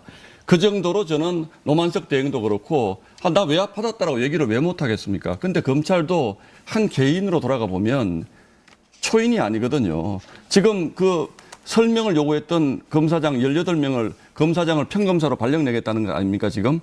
이런 식의 압박이 있는 상황에서 당신은 검찰총장이니까 또는 당신은 서울중앙지검장이니까 저지르고 사표 냈었어야지 이렇게 우리가 요구할 수 있지만 우리가 생활인으로 돌아가 보세요. 지금 우리 질문 주신 분이 그 입장이면 그렇게 한다는 것이 정말 쉽지 않은 일이라는 것을 저는 검찰을 두둔하고 싶지 않습니다. 우리 윤기찬 부위원장 말씀하신 것처럼 그런 점에서 제도 개혁이 있어야 된다고 생각하는 사람입니다만 민주당의 이런 식의 검찰 압박으로 제도 개혁을 몰고 가는 것은 또 다른 부작용을 낳을 것이다라는 저는 말씀을 늘 드리는 겁니다. 예, 예. 네. 검찰이 어쨌든 반발하고 있습니다. 아마 지금 질문 주신 시민농객분이 보시기에는 뭐 적반하장일 수도 있는 상황이 벌어지고 있는 건데 검찰의 반발의 수위 그리고 뭐 사표도 지금 내고 있고요. 그리고 뭐 이프로스 같은 내부 통신망에 글도 올리고 했었는데 지금은 조금 잦아든 것 같긴 합니다만 검찰 내부의 반발 그리고 정부 여당에서 이 부분에 대해서 정면 대응을 하고 있단 말이죠. 이 부분에 대해서 어떻게 생각하시는지 잠깐만 듣고 시민농객 한 분 더 질문 받아보도록 하겠습니다. 예. 검찰이 의견 낼 수 있습니다. 그런데 공무원은 집단 의견은 낼 수 없습니다. 이 선생님들께서 세월호 얼마나 마음이 아픈 사건입니까? 거기에 대해서 의견 내셨다고 징계받았어요. 그게 공무원법에 징계 사유로 되어 있기 때문입니다. 집단적인 목소리를 내는 거. 그러면 검찰 목소리 내는 거, 뭐 사안에 대해서 굉장히 선택적으로 내고 있다는 건 국민들이 아실 겁니다. 이를테면 이제 민주당에서 계속 말씀드리지만 윤석열 전 대통령의 구속 취소는 법리적으로 당연히 다퉈봐야 되는 거였습니다. 왜냐하면 일선 검사들이 난리가 났거든요. 그럼 우리 앞으로 구속기간 시간 정할 때 시간으로 해야 됩니까? 대검에서 지침을 바로 내립니다. 열외 윤석열 전 대통령만 제외하고는 그러지 말라고. 그리고 김건희 씨 소환하려고 했을 때 이 정부에서 전 정부에서 어떻게 했습니까? 그나마 친윤 라인이라고 하는 수사팀을 중앙지검 수사팀을 다 교체했습니다. 그때 검찰 뭐라고 했습니까? 입장 한마디라도 냈습니까? 거기에 대해서 문제의식 느꼈습니까? 그런데 어떻게 보면 이중잣대인 거죠. 그러니까 김병기 원내대표도 민주당을 대단히 얕잡아 본다라는 이야기가 나오는데 이렇게 정치적인 오해를 자초하는 행동 검찰이 하면 안 됩니다. 집단 연판장을 돌리고도 징계받지 않는 유일한 집단 검찰이라는 거 말씀드립니다. 근데 검찰이 민주당에 항명한 게 없어요. 민주당에 뭔가 요구한 것도 없어요. 검찰이 요구한 것은 본인 조직의 수장에게 왜 이거 항소 포기했는데 경위에 대해 설명해 달라는 거예요. 이거 못합니까? 이거를 못하게 하면은 검찰 내부의 의견 조율 과정을 하지 말라는 거죠. 앞뒤가 안 맞는 거고. 또 하나는 자, 저희가 그 2022년도로 돌아가면 그 당시에 행안부 내에 경찰국을 세우려고 하다 많은 논쟁이 있었어요. 총경회의가 그때 서장회의 있었죠? 있었잖아요. 네. 그때 그분들 직위 해제당하고 뭐 옳고 그름을 떠나서 그런 조치가 있었어요. 네. 지금 다 회복하자고 하는 거잖아요. 잘했다고. 그중에 일부는 인사과장으로 갖다 발령을 냈어요. 그러면 왜 그렇게 하는 겁니까? 잘했다는 거잖아요. 그때. 그러면 지금 이거 그냥 무조건 왜 그 검찰총장의 어떤 결정에 대해서 그것도 정권에 부합하는 결정에 대해서 반대한다고 항명입니까? 국민적 시각에서 봐서 이게 옳고 그른지를 판단해야 될 거 아니에요. 그럼 국민적 시각에서 보면 항소 이거 왜 안 했습니까? 라고 따져 묻는 것이 이게 잘못된 건가요? 오히려 박수 쳐줘야 되는 거잖아요. 근데 이걸 항명이라고 해서 권한을 더 뺏겠다고 하니까 이 부분은 아까 말씀 주신 것도 같이 더해서 말을 하면 오히려 검찰을 저희가 꿈틀대고 있는 거예요. 검찰 다 죽었는 줄 알았더니 꿈틀대고 있더라. 그럼 박수 쳐줘야 되는 거죠. 당신도 아쉽지만 꿈틀대는 거 보니까 사표 내고 하는 거 보니까 아직 검찰 좀 살아있네. 그리고 박수 쳐주고 뭐 견제라라고 해야 되는 건데 이거 오히려 정권에서 죽어가는 검찰을 더 밟아 죽인다. 안 되는 거죠, 이거는. 알겠습니다. 질문 한 번만 더 받아보겠습니다. 네, 맨 앞에 앉아 계신 남성분이요. 네. 시민농객 유상민이라고 합니다. 뭐 이렇게 그 이슈화되고 있는 거에 대해서 지난 그 윤석열 전 대통령께서 계실 때 그 사건이 하나 떠오른 게 있습니다. 당시에 뭐 시간이냐 날이냐를 계산했던 심우전 전 검찰총장 관련해 가지고 법원의 판단을 존중한다 이런 논리로 해 가지고 비슷한 사례가 있었지 않습니까? 그런 논리에서 보면 이번 이슈도 여러 가지 집단 검찰 내부에서 이런 부분들에 대해서 판단하고 그런 것들이 전에와 지금과 그렇게 대동소이 별반 다를 거 없어 보이는데 그때는 맞고 지금은 틀리다라고 비춰지는 게 사실 제 개인적인 입장이거든요. 이게 그런 부분에서 봤을 때 이거는 비교 대상이 아니다라고 또 될지 모르겠지만 그냥 제가 그냥 단순하게 궁금한 건 그때는 맞고 지금은 틀리다라는 그 제가 가지는 그 간단한 명제가 어떻게 설명이 되는지 좀 의견들이 듣고 싶습니다. 답변 드릴까요? 그때 검찰의 항명이 없었어요. 검찰의 반발이 없었어요. 그러니까 그때 검찰이 반발했다면 적어도 저 같으면 검찰의 그런 반발에 대해서 존중했을 겁니다. 저는. 그런 의견도 있을 수가 있지. 근데 그때 검찰이 반발을 안 했기 때문에 지금도 반발을 하지 말으라는 논리는 제가 보기엔 수용하기 어렵습니다. 그때도 반발했으면 그거 나름대로 우리가 수용해야 되는 사회적 과제인 것이고 지금 반발을 하는 것도 역시 그때 반발을 하지 않았기 때문에 지금 검찰의 반발은 항명이다. 그래서 징계하겠다. 이거는 제가 보기에는 그런 식으로 사회가 발전한다고 생각하지 않습니다. 정의가 구현된다고 생각하지 않습니다. 그래서 네. 어떤 사안이든 검찰이 할 수 있는 반발은 해야죠. 근데 그때 왜 안 했을까요? 근데 검찰은? 이게 또 하나 있어요. 할 만한데. 관점이 다른 게 그때 뭐 시간과 날 계산 방법으로 인신구속을 풀어준 거는 법원이에요. 여기에 대해서 즉시 항고하지 않은 것이 검찰 입장이고 그렇죠. 거기에 대한 비판이신 것 같은데 문제는 즉시 항고하지 않은 이유가 헌재 결정례를 들고 있는 거예요.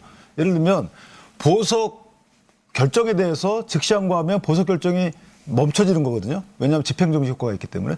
그럼 법원은 풀어주라 그랬는데 검찰이 풀어주지 말라고 한 꼴이 되는 거예요. 그래서 이게 위헌적인 결정이다라고 해서 본인이 안 따랐다는 거고 두 번째는 집행정지 결정에 대해서 똑같은 헌재 결정이 있단 말이에요. 그러니까 명목상 옳고 그름을 떠나서 그때는 검찰총장이 했던 그 결정에 대해서 헌재 결정을 예로 들었기 때문에 본인들이 그런 명분이 있었던 거예요. 근데 지금은 그런 명분이 뭔가요 도대체? 그 명분을 한번 저는 알았으면 좋겠어요. 이게 바로 의원님 말씀처럼 이런 건 있죠. 이게 가망성이 없어. 물론 그럴 수 있습니다만은 그 가망성은 법원이 판단하는 거죠. 그 가망성을 내가 판단해가지고 안 하는 게 맞아. 이거 우리끼리 그냥 할 얘기들인 것이고 이게 어떤 소임을 갖고 있는 법무장관이라든지 검찰총장이라든지 이런 사람이 할 수 있는 얘기가 아니고 할 수 있는 일이 아니라는 소리예요. 그래서 우리는 그 가능성을 갖고 얘기하는 것이지 이게 누가 결국 나중에 보십시오. 항소 보니까 이게 그래 우리 말이 맞았네 이걸 논하자는 게 아니에요.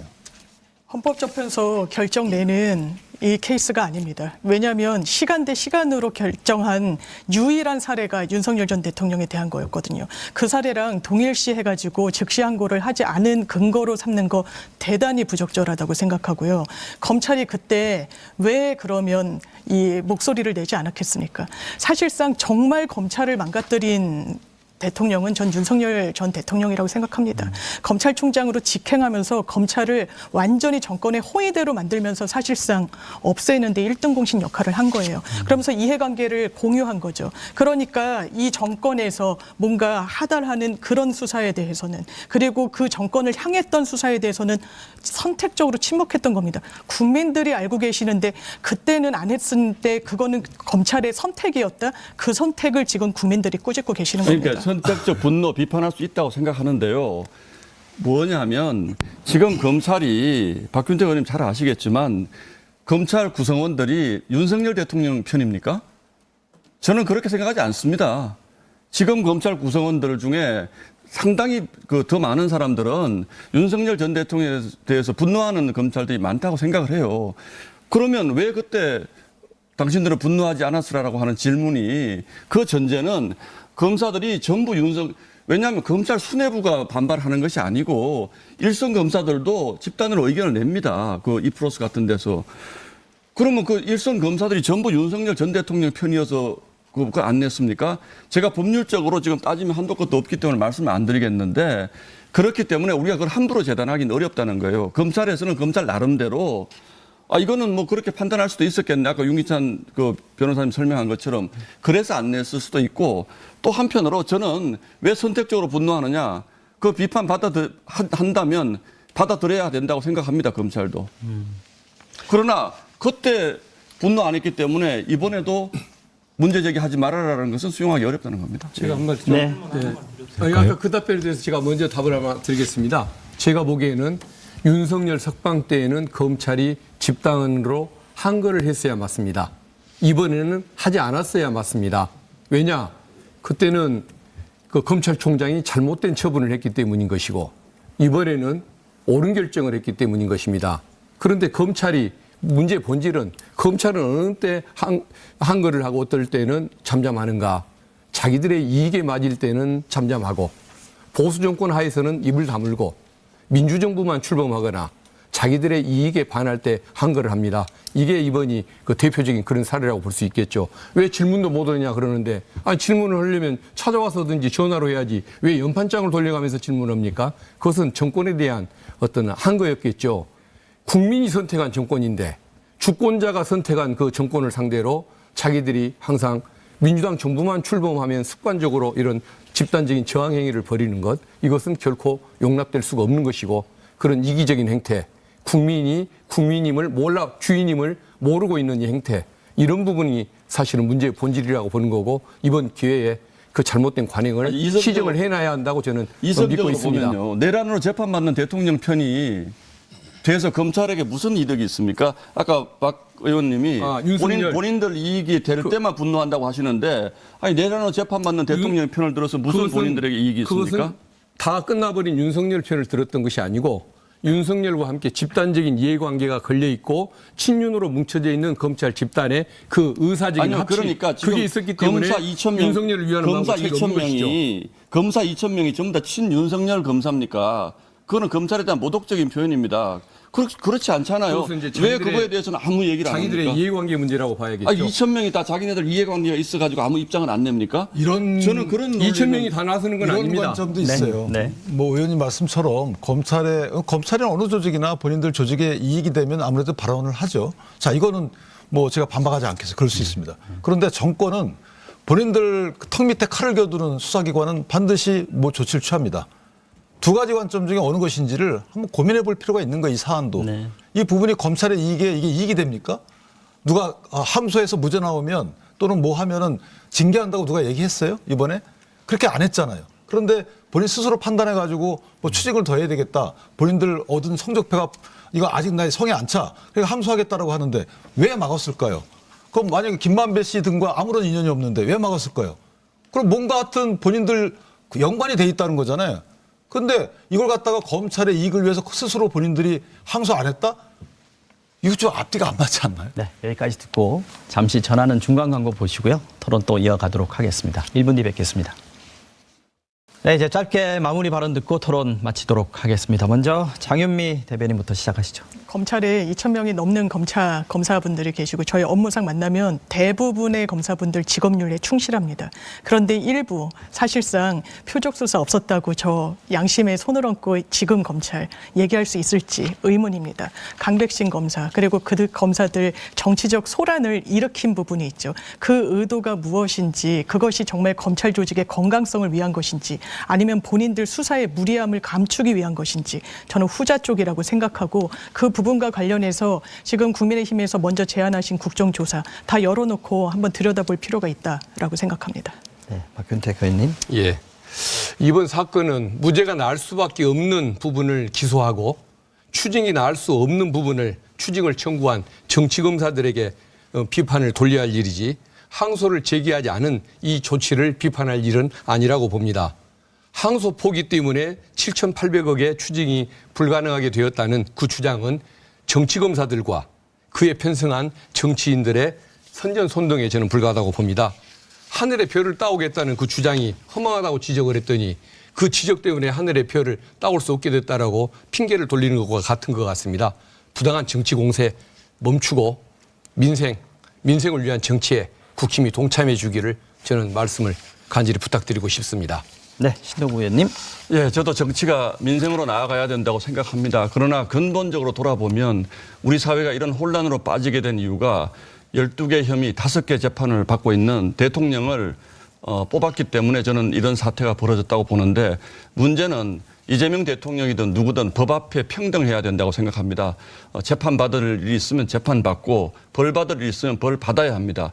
그런데 이 5개의 재판에서 민주당은 이 5개의 재판을 모두 무죄로 돌려놓거나 아예 면소를 해서 재판 자체를 없애기 위한 작업들을 지금 진행하는 과정에서 이번 항소 포기 사태라는 굉장히 불행한 사태가 일어났고 또 그 과정에서 많은 본인의 직업 윤리에 충실했던 우리 공직자들이 지금 고초를 겪고 있습니다. 그리고 외압을 받고 있습니다.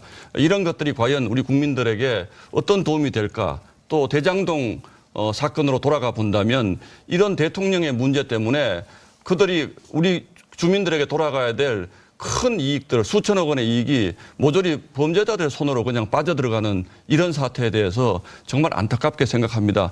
1심에서 비록 항소 포기가 됐지만 저희 국민의힘은 특검이든 국정조사든 반드시 진실을 밝히고 또 특별법 제정해서 우리 주민들에게 피 같은 돈이 다시 환수될 수 있도록 노력을 다 하도록 하겠습니다. 네, 윤기찬 부위원님. 저는 성남 시민의 민생보다는 남욱 등 대장동 일당의 민생에 부합하는 항소 포기에 대해서 저는 진영의 관점으로 여기까지 연결될 줄 몰랐어요. 상당히 절망적이다라는 생각을 하고 이 부분은 사실은 정치권이 일치 단결해서 비판을 했어야 되는 마땅한 그런 사건을 보는데 여기에 대해서도 또 진영이 갈리는구나.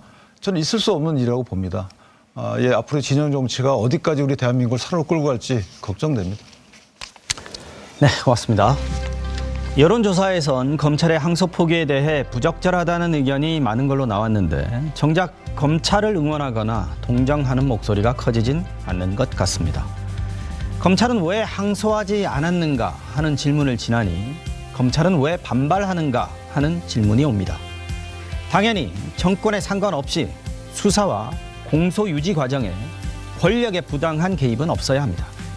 그건 검찰 조직을 위해서가 아니라 시민의 정의를 지키기 위해서입니다. 검찰이 개혁의 대상이 된 것도 어찌 보면 지금껏 그 부당함에 저항하지 않고 외려 영합해온 사례들이 쌓여왔기 때문이기도 합니다. 대장동 사건의 수사 과정, 또 항소를 하지 않은 과정 모두 투명하게 밝혀지길 바랍니다. 백분 토론 여기서 마칩니다. 못다한 이야기가 많습니다. 유튜브 연장전에서 바로 이어가도록 하겠습니다. 함께해 주신 여러분 고맙습니다.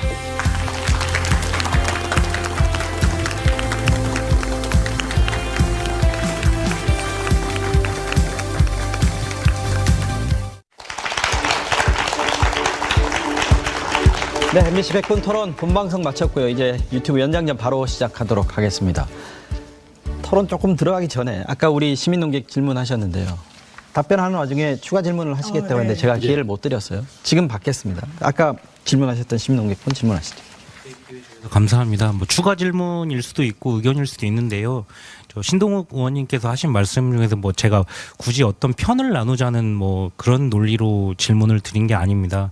뭐 지금은 그때는 맞고 지금은 틀리다라는 제가 발언을 했기 때문에 그렇게 들리셨을 수도 있는데 저는 이제 어느 쪽이든 검찰이 그때는 뭐 이렇게 하면 심우정 전 검찰총장께서 이렇게 언론부에서 뭐 법원의 판단을 존중한다 이렇게 해가지고 이렇게 검사들 이렇게 어느 검사도 어쨌든 공직자면서 개인의 정치적 성향을 드러낼 수 없는 그런 것들이 있으면서 그런데 그때는 뭐 좀 시체말로 이렇게 조용하고 뭐 그랬고 검찰의 수장이 했던 말에 대해서 막 반발하거나 그러지 않았고 그랬는데 뭐 그거를 그때는 맞았다라는 걸로 제가 잘못 실현을 한 것 같은 느낌이 들었는데 이제 근데 지금은 또 이런 뭐 굵직하게 복잡하게 얽혀 있는 사건들에 대해서 검찰이 반발을 하고 하는 부분에 대해서 왜 이게 똑같은 진영 논리가 아니라 아까 말씀하신 대로 진영 논리가 아니라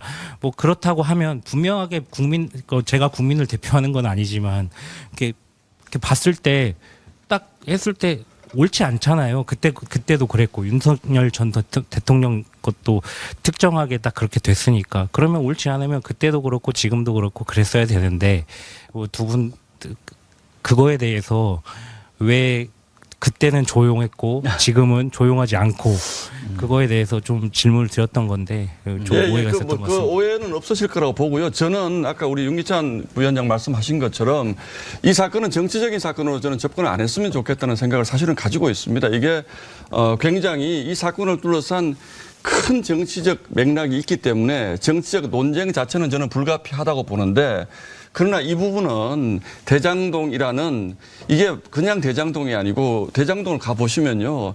수천 세대의 주민들이 살고 계시는 곳입니다. 그것과 개발된 것에 대해서 뭔가 여기에서 큰 부패가 들끓었다면 이걸 어떻게 중간에 그 법적으로 따져볼 수 있는 기회까지도 어떤 정치적 영향력을 행사해가지고 멈추게 했다는 것은 분명히 잘못된 것이라는 게 저희 판단이고 다만 검찰이 아까 우리 앵커도 말씀하셨다시피 잘못됐다라고 얘기하는 여론이 우세하지만 그렇다고 검찰 잘했다 그러진 않아요. 그러니까 검찰도 이렇게까지 그 본인들의 귀책 사유가 저는 있다고 생각합니다. 역사적으로 너무 많은 실책들이 있었기 때문에 그러나 그런 것들이 있었기 때문에 이것도 따지지 말자 저는 그렇게 볼 수는 없다는 거예요. 그러니까 그 부분이 있으면 분명히 앞으로 저희 이제 국회에서도 여야가 또 논의를 하겠지만 검찰 개혁 과정에서 그런 부분들에 대해서는 제도적으로 막을 수 있는 방법은 이제 모색을 해야 되고 이 부분에 그렇다고 해서 과거에 검찰이 잘못했기 때문에 이번에도 그거 따지지도 말아라. 저는 그렇게 하는 것은 아니라고 저는 생각을 하고 앞으로도 동일하게 적용이 돼야 된다고 생각을 합니다. 다른 사례를 자꾸 가져와서 그러니까 검찰 너희들 말도 하지 마. 그렇게 얘기하면 안 되는 거죠. 예. 아까 못했던 얘기들 조금 해봤으면 좋겠는데 아까 뭐 검찰의 항명이라는 표현도 있었고요. 그리고 반발이라는 표현도 나오고 있는데 어쨌든 18명의 일선 검사장들, 고검장이 3명이나 들어가 있더라고요. 그분들이 과정을 소명하라고 노만석 검찰총장 대행에게 얘기를 했었습니다. 요구를 했었습니다. 그러고 나서 나온 게 민주당에서 검사 파면법, 징계법을 개정하겠다라는 거였는데 이게 원래도 검사는 왜 파면 안 되느냐라는 얘기는 이전부터도 있어 왔는데 이 사안하고 좀 맞물려서 조금 더 부각이 되는 측면도 있는 것 같다. 공교로운 건가요? 아니면 이것 때문에 그런 겁니까? 그런데 아마 논의를 촉발시켰다는 점은 부인할 수는 없어 보이고요. 네. 많은 분들이 잘 모르실 수도 있는데 일반 공무원들은 징계가 파면, 해임 이렇게 시작합니다. 그리고 면직, 전직, 감봉과 견책으로 돼 있는데 검찰 그 검사 징계법을 보면 파면이 없습니다. 검찰청법에 별도로 파면을 매우 협소하게 하도록 돼 있어요.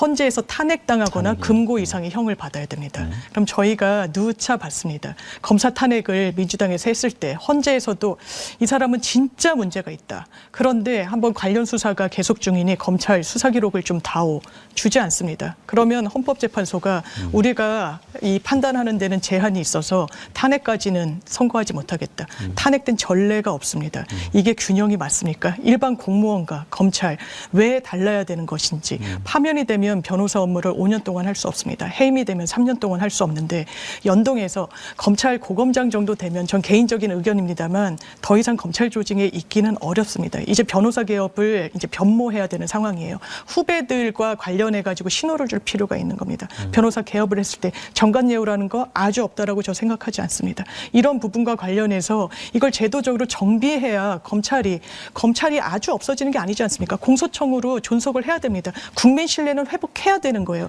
이런 걸 하나하나씩 해나가겠다는 게 민주당 입장입니다. 근데 이제 저거는 사실은 저희가 국민이 이제 판단할 문제인데요. 뭐 개선을 추진하는 당위성이 다 있죠. 그런데 애당초에 검찰과 판사만, 법원만 파면을 저렇게 어렵게 해놨어요. 이유가 뭘까요? 독립적으로 하라는 겁니다. 외압에 굴하지 말고 독립적으로 하라. 정치권으로부터 영향받지 마라. 징계라는 것은 해당 부처에서 하는 거예요. 소위 말 행정부가 합니다. 징계. 법무부 장관이 해요. 근데 검사를 법무장관이 징계할 수 있으면 어떻게 되겠습니까? 그래서 파면만큼 떼어내서 이거는 첫 번째는 헌재, 그러니까 헌법재판소라는 곳에서 파면하도록 해라.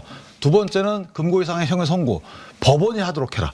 그러니까 정치권 내지 이 행정부에서 할 수 없도록 해라. 그래야지만 너네가 맘 놓고 일할 수 있을 거 아니야. 국민을 위해서. 근데 이거를 정치권의 눈치가 볼 수 있게끔 행정부는 사실은 선출직 공무원이 임명하는 법무장관을 통해서 징계가 되는 거잖아요. 이런 시스템을 막고자 만들었던 게 그런 제도적 취지가 있는 거예요. 근데 그걸 되돌린다? 저는 그 국민이 판단해야 된다고 봅니다. 물론 검찰의 자처 부분도 있죠. 그런데 지금 너네 못하니까 그거 더 못하게 이건 좀 안 맞지 않나 싶고요. 지금 현재 검사 항소 포기 이 사태만 보더라도 야 파면을 법무장관이 할 수 있도록 하면 안 되겠구나라고 느끼는 국민들이 꽤 많을 거라고 봐요. 개인적으로 보면 나름의 제도적 취지가 있는 거기 때문에 그 부분은 깊이 고민할 필요가 있다 이렇게 생각합니다. 필요성에 대해서는 고민을 할 필요가 있다. 필요성이 있죠. 그러니까 함부로 할 게 아니라는 소리예요. 근데 이게요, 저는 민주당이 이런 검사 파면을 이제 인사의 하나로 하고 싶었으면 그 지난 정부에서 민주당이 이재명 대통령 당시 야당 대표 수사하는 검사들을 다 탄핵을 했거든요. 근데 그 탄핵의 사유라는 것이 저희가 보기에는 황당하게 이럴 데 없는 사유로 다 탄핵을 했어요. 뭐 이를테면 어떤 검사가 뭐 검찰청에서 무슨 용변 실수를 했다 이런 사유를 들어가지고 검사를 탄핵한 경우도 있습니다. 그래서 탄핵으로 안 갔을 겁니다. 그래서 헌재에서는 전부 다 기각이 됐고요. 그렇기 때문에 그 순수성에 의심을 받을 수밖에 없는 겁니다. 그냥 이것을 순수하게 취지를 설명을 해서 우리가 한번 토론해보자 그랬으면 저희도 필요성에 대해서 순수하게 토론을 하겠는데 이 모든 것이 이재명 대통령 수사를 향하고 있는 조치다라고 받아들여지기 때문에 저희뿐만 아니고 국민적 공감대도 얻기가 좀 쉽지 않다 저는 이렇게 보고 있습니다. 예. 어떻게 보십니까? 애초에 판사나 검사의 독립성을 보장해주기 위한 그런 목표로 파면 제도를 두지를 않았을 것입니다. 실제 좀 필요한 부분이 있었던 것이죠. 뭐 군사 독재 시절에 강한 독립성을 사실은 독립성을 행사하지도 못했지만은 그런 뭐 국민적인 요구가 있었으니까 보장해줄 필요가 있었을 것입니다. 그러나 지금에 와서 보이는 모습은 어떻습니까? 특정 정치인을 잡겠다고 여느 파티, 술 파티를 벌이고 거짓말을 하고 오히려 그 주장을 하는 사람을 위증죄로 무고하듯이 기소를 했지 않습니까? 또 이번에 어느 뭐 특정 변호사마저 수사 대상자가 되니까 뭐 배를 갈라서 장기를 꺼낼 수도 있다. 이런 식의 장기 밀매업자나 할 수 있는 발언을 하고 기소를 했다가 이번에 또 다 무죄 받다 보니까 이런 그 항소 포기 사태를 빚어왔던 거 아닙니까? 그리고 대법원은 어떻습니까? 대법원장이 대한민국의 국민이 뽑아야 할 대통령을 자기가 뽑으려고 했습니다. 그리고 지기현 판사는 또 어떻습니까? 70년 동안 한 번도 적용해보지 않았던 시간계산법을 동원해가지고 윤석열 피고인을 석방을 시켰고 그리고 또 이 내란 수개를 재판을 하는데 여름휴가 다 즐기고 10번 가까이 피고인이 안 나오는데도 그걸 놔두고 골석 재판을 했는데 과연 이런 모습을 보이는 판사나 검사들 우리는 독립성이 있어야 하니까 내버려 두는 것, 그게 정의인 것처럼 얘기를 한다면 이게 과연 국민에게 어떤 호소력이 있는 것일까? 국민을 위해서 일하라고 독립성을 부여하려고 했더니 오히려 국민의 주인됨을 부정하고 자기의 이익을 꾀하는 이런 그 행태를 저지르고서도 자기를 보호하는 논리로 그런 것들을 써먹으려고 했었을 때 저는 당연히 법제도 개선이 필요하다는 생각을 합니다. 알겠습니다. 어쨌든 이거는 근데 저희가- 국회에서 해결할 부분이긴 한데. 근데 저희가 이제 네. 이 논의하는 과정에 가장 공통점이 뭐냐면 전부 다 정치권 유력자 있는 사람들에 대해 수사를 하든가 비호하든가 이런 논쟁과 그거 갖고 논쟁하는 거예요. 국민에 대한 이 수사가 어떻게 진행이 됐고 불편이 뭐고 이 통계 갖고 논쟁하지 않아요. 이게 우리의 민낯입니다. 그러니까 우리 뭐 보수 진영에 대해서 검찰이 옹호해주면 진보 진영에서 비판을 하고 진보 진영에 검찰 칼을 겨누면 또 진보 진영이 비판하고 네. 이런 식의 뭔가 항상 사례가 있는 사람들을 상대로 한 수사권, 수사기관 또는 또 재판기관 간의 이런 문제들. 맞습니다. 저희가 국민들 사례 좀 올려놓고 얘기를 해본 역사가 별로 없어요. 오히려 그걸 갖고 문제 삼아야 되는 거 아닌가요? 그 말은 뭐냐? 오히려 검찰과 법원은 두드려 맞는 그 시기는 있는 사람들을 재판할 때, 있는 사람들을 수사할 때구나. 그럼 더 외압에 대해서 취약하구나. 그럼 왜 그 갑옷을 입혀줘야죠. 그럼 더 오히려 권한을 강화시켜줘야죠. 현재를 못 믿어오더라도. 근데 지금 권한을 다 뺐잖아요. 갑옷을 다 벗게 하잖아요. 개인적인 이거는 사실 생각은 문제예요. 그래요. 이 저희가 토론을 해서 검찰이 잘못하거나 뭐 또는 뭐 여러 가지 뭐 잘못을 지적할 부분들을 하더라도 사실 우리가 결론으로 갈 때는 특히 제도를 바꾸는 문제에 있어서는 국민들 생각해야 되지 않는가. 특히 우리 의원님들 나와서 얘기하실 때는 좀 그런 부분들이 있어야 되지 않을까 그런 생각을 몇 번 할 때마다 느끼는 생각인데요. 아까 근데 저는 윤기찬 부위원장님 말씀에 전적으로 좀 동의를 하고 제가 지금 유튜브니까 제 얘기도 잠깐씩 합니다. 근데 저는 제일 이 상황에서 제일 한심한 게 좀 검찰이 아닌가 싶어요, 진짜로. 검찰은 도대체 그동안에 여기에 대해서도 검찰이 욕먹을 빌미를 지금까지 계속 쌓아온 것 같고 이번 행태에 대해서도. 올해 검찰에 계셨던 분이 답변을 좀 해주시죠. 곤란하게 하지 마십시오. 그 국정조사는 지금 국회에서 논의를 하고 있는 걸로 알고 있습니다. 범위나 뭐 수사 조사 기간이나 뭐 대상에 대해서 어떻게 지금 논의가 되고 있습니까? 지금 국정조사를 하자는 주장은 국힘에서도 요구하고 네. 민주당에서도 뭐 그런 주장을 하고 양쪽 다 이제 의견이 일치하는 부분인 것 같은데 네. 과연 국정조사의 대상을 뭐로 삼을 것인가 네. 또 그 주체를 법사위에 맡길 것인가 특위를 구성할 것인가 이런 부분에 대해서 좀 견해 대립이 있는 것 같습니다. 그런데 이 정도 되면은 합의에 의한 것이든 또는 뭐 민주당 단독에 의한 것이든 뭐 될 가능성은 많다는 생각이 드는데 저는 국정조사 뭐 당론으로 결정되면 당연히 또 합의로 결정되면 따르긴 하겠습니다만은 네.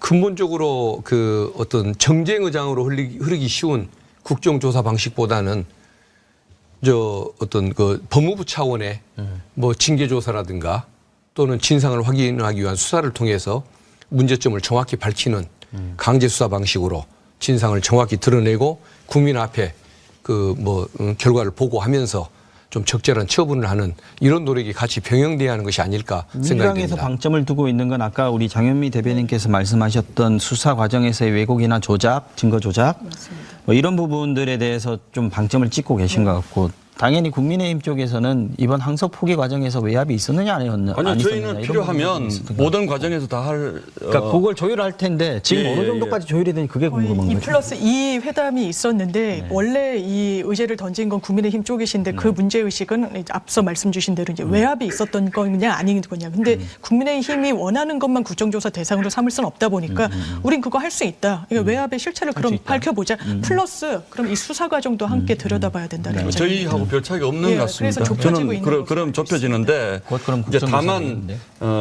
제가 듣기로는 국정조사 특위를 어떻게 구성할 것인가 이게 지금 가장 큰 것인데 특위위원장은 이제 관례적으로 번갈아 가면서 했거든요. 근데 이번에 저희 차례입니까? 차례입니다. 그런데 민주당에서 특위위원장은 우리가 해야 된다라는 주장을 지금 하고 계시는 것으로 알고 있고 그게 안 될 것 같으니까 추미애 위원장이 계시는 법사위에서 하자 그러면 이제 이 말씀을 자꾸 하시는데 기본적으로 국정조사라고 하는 것은 여야가 합의해서 하면 특유의 숫자가 대등해야 됩니다. 근데 지금 법사위 보시면 아시겠지만 정말 괴롭습니다. 진짜 너무 숫자의 차이가 많이 나기 선거 때문에. 좀 잘하지 그러셨어요. 정말 제가 법사위에서 너무 고통을 많이 받았기 때문에 그렇게 하자고 하는 거는 조금 양보를 해 주셨으면 좋겠다는 생각이 이게 들고. 제일 민감한 부분이겠네요. 예. 그래서 누가 위원장을 맡을 것이냐 그리고 구성을 어떻게 할 것인가. 이 매수로 할 부분에 것이냐. 대한 합의가 되면 뭐 저는 국정조사 합의될 것으로. 이게 바로 인식의 차이인 것 같습니다. 근데 여야 동수로 하는 거는 그 제가 뭐 협상 대상자는 아니지만 여야잖아요. 물론 뭐 의석이 뭐 국민의힘이 많긴 하지만 개혁신당도 있고 어차피 무소속이 들어오기 그렇긴 때문에 하니까요. 예, 민주당이 무소속도 많아집니다. 있고. 그렇게 예. 하더라도. 그러니까 여야 동수를 지금 국민의힘에서는 얘기하시는 거죠? 특히 여야 동수 구성이죠. 아니요, 여야 동수 민주가 아니고 동수 구성인데 형식적으로는 그 무소속 분들이 야당인데 여당보다 더 여당 그러면 이게 같으셔가지고 복잡해질 수 이게 있겠네요. 좀 이상한 것 법사위가 같아요. 특히 그렇죠. 알겠습니다. 법사위가 시간 좀 특히 걸리는 걸로. 고개를 시간 좀 계속 걸리겠다는 가로저으신 분은 왜 가로저으시는 거예요? 실제로 그 야당 의원 두 분은요, 저 무소속 의원하고 개혁신당 두 분은 민주당 의원보다 더 민주당 같으셔서 야당이라고 볼 수가 없습니다. 그래서 그 숫자를 그런 것들도 현실적으로 반영을 해 주셔야죠. 그래도 국민의 의사로 네. 국회의원 수도 결정이 됐는데 의석 비율이 반영이 어느 정도는 되는 이런 아니요, 특위는 특위가 구성이 돼야지. 특위는 그렇지 않죠. 통수라고 예, 예. 한다면은 다수당은 아니, 신동훈 이렇게 의원님 하면 안 약간 돼요? 사장하시는 소위를 분인데 구성해서 아까 말씀 주신 대로 지금 어차피 국정조사 보고서 계획서를 통과시켜야 되잖아요. 그러면 다양한 분야의 국정조사를 해야 된다. 뭐 수사 과정, 그다음에 외학 과정. 그럼 외학 과정을 맡는 소위는 국민의힘 쪽으로 하고 그다음에 수사 과정에 문제가 있다고 보는 쪽에 소위를 구성해서 민주당 쪽이 하고 이러면 되죠. 오히려 특위위원장은 국민의힘이 하고. 그러니까 소위별로 분과를 구성해서 하면은 오히려 그것도 낫지 않을까 아니, 싶어요. 원내 협상팀에 맡기죠, 뭐 이 부분. 제가 만약에 너무 저희가 너무 깊게 들어가면 안 될 것 같아요. 책임질 수 없는 사람들이기 때문에. 알겠습니다. 그리고 판결문 내용 중에 보면 아까 뭐 잠깐 얘기 나왔습니다만 특경가법상의 배임은 아예 취급을 하지 않았고요. 금액을 특정할 수 네, 없다. 그리고 뭐 그런 얘기가 있었고 배임죄 일반 배임죄에 대해서는 유죄가 맞습니다. 나고 추징까지 예, 예. 했었는데 이게 지금 이재명 대통령의 성남시장 시절에 대장동 사건 관련해서 기소된 부분을 보면 이익충돌방지법하고 특경가법 상해 배임이거든요. 네, 그 두 맞습니다. 가지잖아요. 예. 그러면 이번 판결이 이재명 대통령의 뭐 언제 재개될지 모르지만 있을 재판에 과연 어느 정도 아까 영향 없다고 말씀하시긴 하셨거든요. 이게 면소의 요건이 되는 건가요? 어떻습니까? 이 법리적으로. 그러니까 제가 영향이 없다고 했던 것은 항소의 포기 여부 이게 이재명 전 시장의 이익과 상관이 없는 거다. 이 말씀이었던 제가 것이고. 드린 질문은 판결문에 나온 판결 내용. 지금은요. 그리고 네.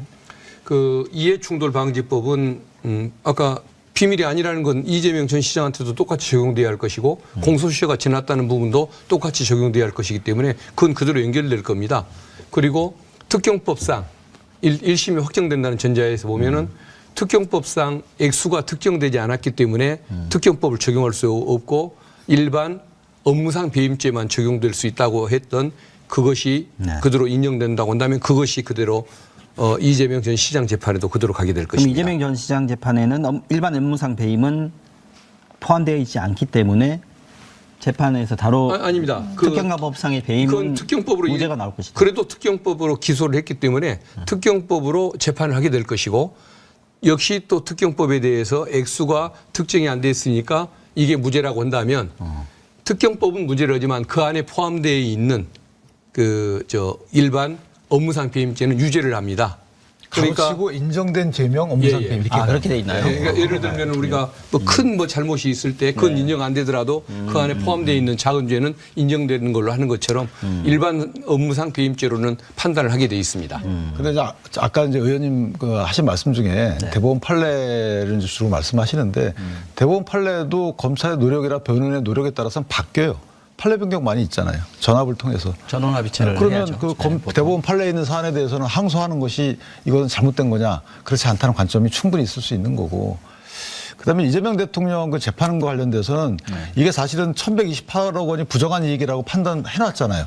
그러면 누구라도 이걸 특경가법상의 배임죄를 적용해야 될 것 같은데 그 협약 당시를 기준으로 해서 그때는 이익이 확정되지 않았다고 해서 적용 안 한 거거든요. 얼마든지 의심의 여지가 있는 거예요. 논란의 여지가 있는 거라서 실제는 이게 50억 이상이면 사형 또는 그 무기 또는 5년 이상이에요. 네. 사형죄 살인죄가 거의 비슷해요. 그러니까 상당히 형이 올라갑니다. 맞습니다. 이거 관련돼서는 이재명 대통령 그 재판에 간접적인 효과가 영향이 있는 거고 두 번째는 항소를 포기하게 되면 실제 여기서 지금 재판 확정되어 있는 사람들 불이익변경 금지원칙 적용받는 사람들은 이재명 대통령 재판에 증인으로 나가거든요. 그럼 그 증인들의 증언의 내용이 바뀔 수가 있어요. 왜? 나는 이미 더 큰 판단을 안 받거든요. 그럼 얼마든지 우호적인 증언을 할 수 있는 가능성이 있다는 거죠. 따라서 해볼 건 없으니까. 그렇죠. 네. 그러니까 왜냐 이 권력자 물론 이제 이게 재판이 중단돼 있으니까 나중에 되겠지만 어쨌든 그런 재판의 현실상의 도움의 가능성도 있는 거예요. 그래서 이게 마냥 그냥 연관이 없다라고 보기에는 뭐 그렇게 보는 관점도 있을 수 있지만 제가 보면 그렇지 않다는 거죠. 정치 현장에서 보기에 네. 저는 이제 이런 뭐 논리적 것보다 정말 이상하다고 느끼는 게 갑자기 민주당이 배임죄를 폐지하자는 얘기를 이 재판 선고 전 한 1개월 전부터 하기 시작했거든요. 그런데 제가 사실은 8월 달에도 저도 개인적으로 배임죄 완화 법안을 냈습니다. 근데 그동안에 민주당이 기업인의 어떤 도덕적 문제에 관해서 굉장히 엄격한 입장을 견지해 왔어요. 근데 그 핵심이 배임죄거든요. 네. 근데 이 선고가 나기 직전부터 갑자기 배임죄 폐지 얘기를 하기 시작을 했어요. 근데 이제 선고가 나서 항소 포기가 되고 사실상 특경법상 배임죄를 다투기가 어려워졌다고 보니까 살짝 발을 뺍니다, 지금 민주당이. 지금 배임죄 배임죄도 폐지에 굉장히 대해서? 빨리 몰아붙이는 듯 하다가 살짝 발을 뺍니다. 준비도 안 돼 있어요, 실제로 보면. 그래서 이 배임죄 폐지 부분도 첫 번째는 그동안 그 배임에 대해서 아무 관심이 없던 민주당이 왜 갑자기 그 얘기를 하기 시작했던가. 또 9월 30일인가요? 이재명 대통령이 기계적인 항소에 대해서는 문제가 있다라는 발언을 왜 했던가. 이런 것들을 되돌아서 생각해 보면 전부 다 본인 재판과 관계되는 소위 요즘 말로 빌드업을 한 거라고 저는 보여지는데 사실상 배임죄가 형법에서 사라지면 면소가 되는 거잖아요. 그러니까 이재명 대통령은 아무 이 재판에 관해서 이해충돌 방지법이 무죄로 사실 확정이 됐기 때문에 그 재판 자체가 사라지는 겁니다, 실제로. 그래서 그런 점이 있는데 이제 어쨌든 지금 약간 한숨 돌리게 된 상황이 되는 것 같으니까 예. 배임죄에 대해서 살짝 발을 빼는 것 같은 그런 생각도 좀 제가 듭니다. 한 말씀 드리자면은 배임죄와 관련해서는 이게 남용 가능성이 많다 보니까 이게 존치할 필요가 있냐? 미국도 없고 또 유럽의 뭐 국가들도 없다고 하는데 우리 대한민국에만 있는 이 현실 이것 때문에 규정이 추상적이다 보니까 검찰에 의해서 이게 어떤 그 조작되기가 쉬운 그런 특성이 있다라고 해서 기업인들이 반대를 했었습니다. 기업인들 전통적으로 국민의힘 보수당 의원님들이 폐지론을 많이 주장을 그러니까 했었고 저희가 굉장히 많이 법안을 그러니까 냈다니까요. 그런데 예, 이제 예. 갑자기 이재명 뭐 대통령 관련된 현안이 나오니까 국힘이 이제 또 반대를 하는 이런 모양새가 아니, 반대하지 됐는데 않습니다. 민주당이 예. 민주당이 그 배임죄를 폐지하자고 하는 것도 삭제를 뭐 뜯어내는 것보다는 주로 다수의 의견은 뭔가 대체 입법 있지 않습니까? 이런 식으로 주장을 하는 것이지 특정인을 위해서 갑자기 법조항을 삭제하는 식의 이런 그 극단적인 주장을 지금 당장 하는 것도 아니고 의견은 더 나눠봐야겠지만 그런 방식이 아니기 때문에 그러니까 한 번 빼시는 거잖아요, 지금. 아니, 배임죄 완전 폐지를 주장을 하시다가 1심 선고가 이렇게 나니까 지금 한 발 빼시는 거라니까요, 민주당이. 저는 이 그게 얘기를 아니었다라고 자꾸 얘기를 얘기를 하시는 거예요. 저는 이 얘기를 지금 처음 해보는데 뭘 한 번 아니, 뺀다고 이 그러십니까? 얘기가 그러니까 최근 하루 이틀 사이에 나온 얘기예요. 그렇지 않습니다. 이게 배임죄 폐지가 왜 다시금 거론됐냐면 민주당이 상법 개정했습니다. 코스피가 상향하는데 아주 주요한 원인이라고 되고 있어요. 어떤 규정을 넣느냐. 이사의 충실 의무, 주주에 대한 충실 의무를 넣은 거예요. 그걸 우리나라가 상당히 자본시장이 왜곡된 게 재벌들은 싫어하고 주식시장 참여자들은 그걸 반색했었습니다. 그러다가 도입이 되니까 코스피가 오르는 데 된 거예요. 그런데 주주의 충실 의무 대단히 애매한 겁니다. 그런데 배임죄가 어떻게 돼 있냐. 배임죄는 코에 걸면 코걸이, 귀에 걸면 귀걸이라고 하는 거예요. 이 임무에 위배해가지고 재산상 이해를 이제 저해했을 때. 그러니까 KBS 전 사장 같은 경우에 법원에서 조정했는데 조정에 임했다고 더 받을 수 있었던 거 아니야? 배임. 기소하고 이랬던 겁니다. 그러니까 기업인들이 우리가 민사적으로 배상하거나 하는 건 오케이. 그런데 우리가 형사처벌까지 받아야 되겠냐. 그러니까 전 정부의 이복현 금감원장도 이 부분은 해야 된다라고 했던 거예요. 그런데 이걸 정쟁에 매몰돼서 이재명 때문에 이재명 대통령 무죄 만들려고 면소 만들려고 그러면 대한민국은 한 발짝 그 맞는 말씀이 잠깐 맞는 말씀이에요. 근데 지난번 상법 개정안 그 나왔을 때 저희 당이 필리버스터를 했어요. 24시간 동안. 거기에서 목이 터져라 외쳤던 것이 오케이 상법 개정안 좋다. 그러나 상법을 개정해서 주주 충실 의무를 넣으시려면 배임에 대해서는 조금 완화된 조항이 필요하다라고 저희가 어마어마하게 주장을 하고 그 상법 개정안이 통과된 다음에 법안이 한 5개쯤 나왔을 거예요. 그때 장현미 대변인 말씀 맞습니다. 기업이 가혹해요. 근데 그때에 대해서 그거에 대해서 그래 국민의힘 주장도 맞으니 우리도 한번 논의해보자고 한 분 단 한 명도 없었다니까요.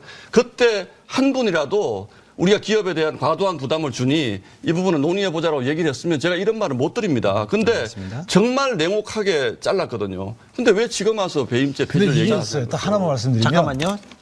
지금 시간이 26분 지났습니다. 저희가 한 15분에서 20분 정도 하거든요. 26분 지났다는 거 아시고 1분만 할게요. 말씀해 주시고. 왜냐하면 배임죄를 완화하고 그다음에 이 대체입법을 추진한다는 거잖아요. 그러면 배임죄 규정이 존재할 필요는 있는데 기업인들을 옥죄는 이런 예를 들면 경영 판단에 대해서 적용하지 말자. 그럼 배임죄에 위법성 조각사를 넣든지 개정하든지 하면 되거든요. 그러면 면소가 안 따라와요. 근데 일단 폐지해놓고 대체입법을 하면 이 폐지 때문에 면소를 해야 돼요. 그러니까 아니 폐지를 하고 대체입법을 왜 하냐 이 말입니다. 이걸 개정하면 될 일이지. 따라서 폐지를 찍고 대체입법을 한 이유는 이 폐지되는 배임죄를 적용해서 기소되는 사람들을 다 면소 판결하자. 이렇게 오해할 만한 상황을 초래하잖아요. 그러니까 아예 폐지하지 말자. 그냥 개정하자라고 하시면 돼요. 그러면 박수칩니다. 알겠습니다. 일단 뭐 사실 배임죄 폐지에 대해서는 토론할 게 참 많아요. 그래서 100분 토론 저희가 예전에 따로 한번 할까 이런 얘기들도 했었거든요. 우리 제작진하고. 다음에 혹시 기회가 되시면 또 우리 전문가들 모시고 얘기를 해보도록 하겠습니다. 시간이 많이 흘렀습니다. 이제 유튜브 연장전도 여기서 마무리해야겠습니다. 대장동 사건의 검찰 항소 포기에 대해서 여러 의견들을 주셨고요. 같은 사안을 놓고 이렇게 사안의 시각이 다를 수 있구나. 뭐 여러분들 다 아시겠지만 그러나 우리가 오늘 잠정적으로 이제 다 같이 동의한 거는 검찰이 어떤 결정을 갖는 권한이 있고 또는 뭐 어떤 권력기관이 권한이 생기더라도 본인들의 권력을 강화하는 수단이 아니라 국민들의 정의를 지키는 방향으로 사용이 돼야 된다라는 부분이고 수사 과정이든 또 어떤 과정이든 좀 투명한 국민들이 좀 속 시원하도록 밝혀졌으면 좋겠다는 생각까지 함께 해봅니다. 마무리하겠습니다. 늦은 시간까지 시청해주신 여러분 그리고 시민논객 여러분, 패널 여러분 고맙습니다. 네, 감사합니다.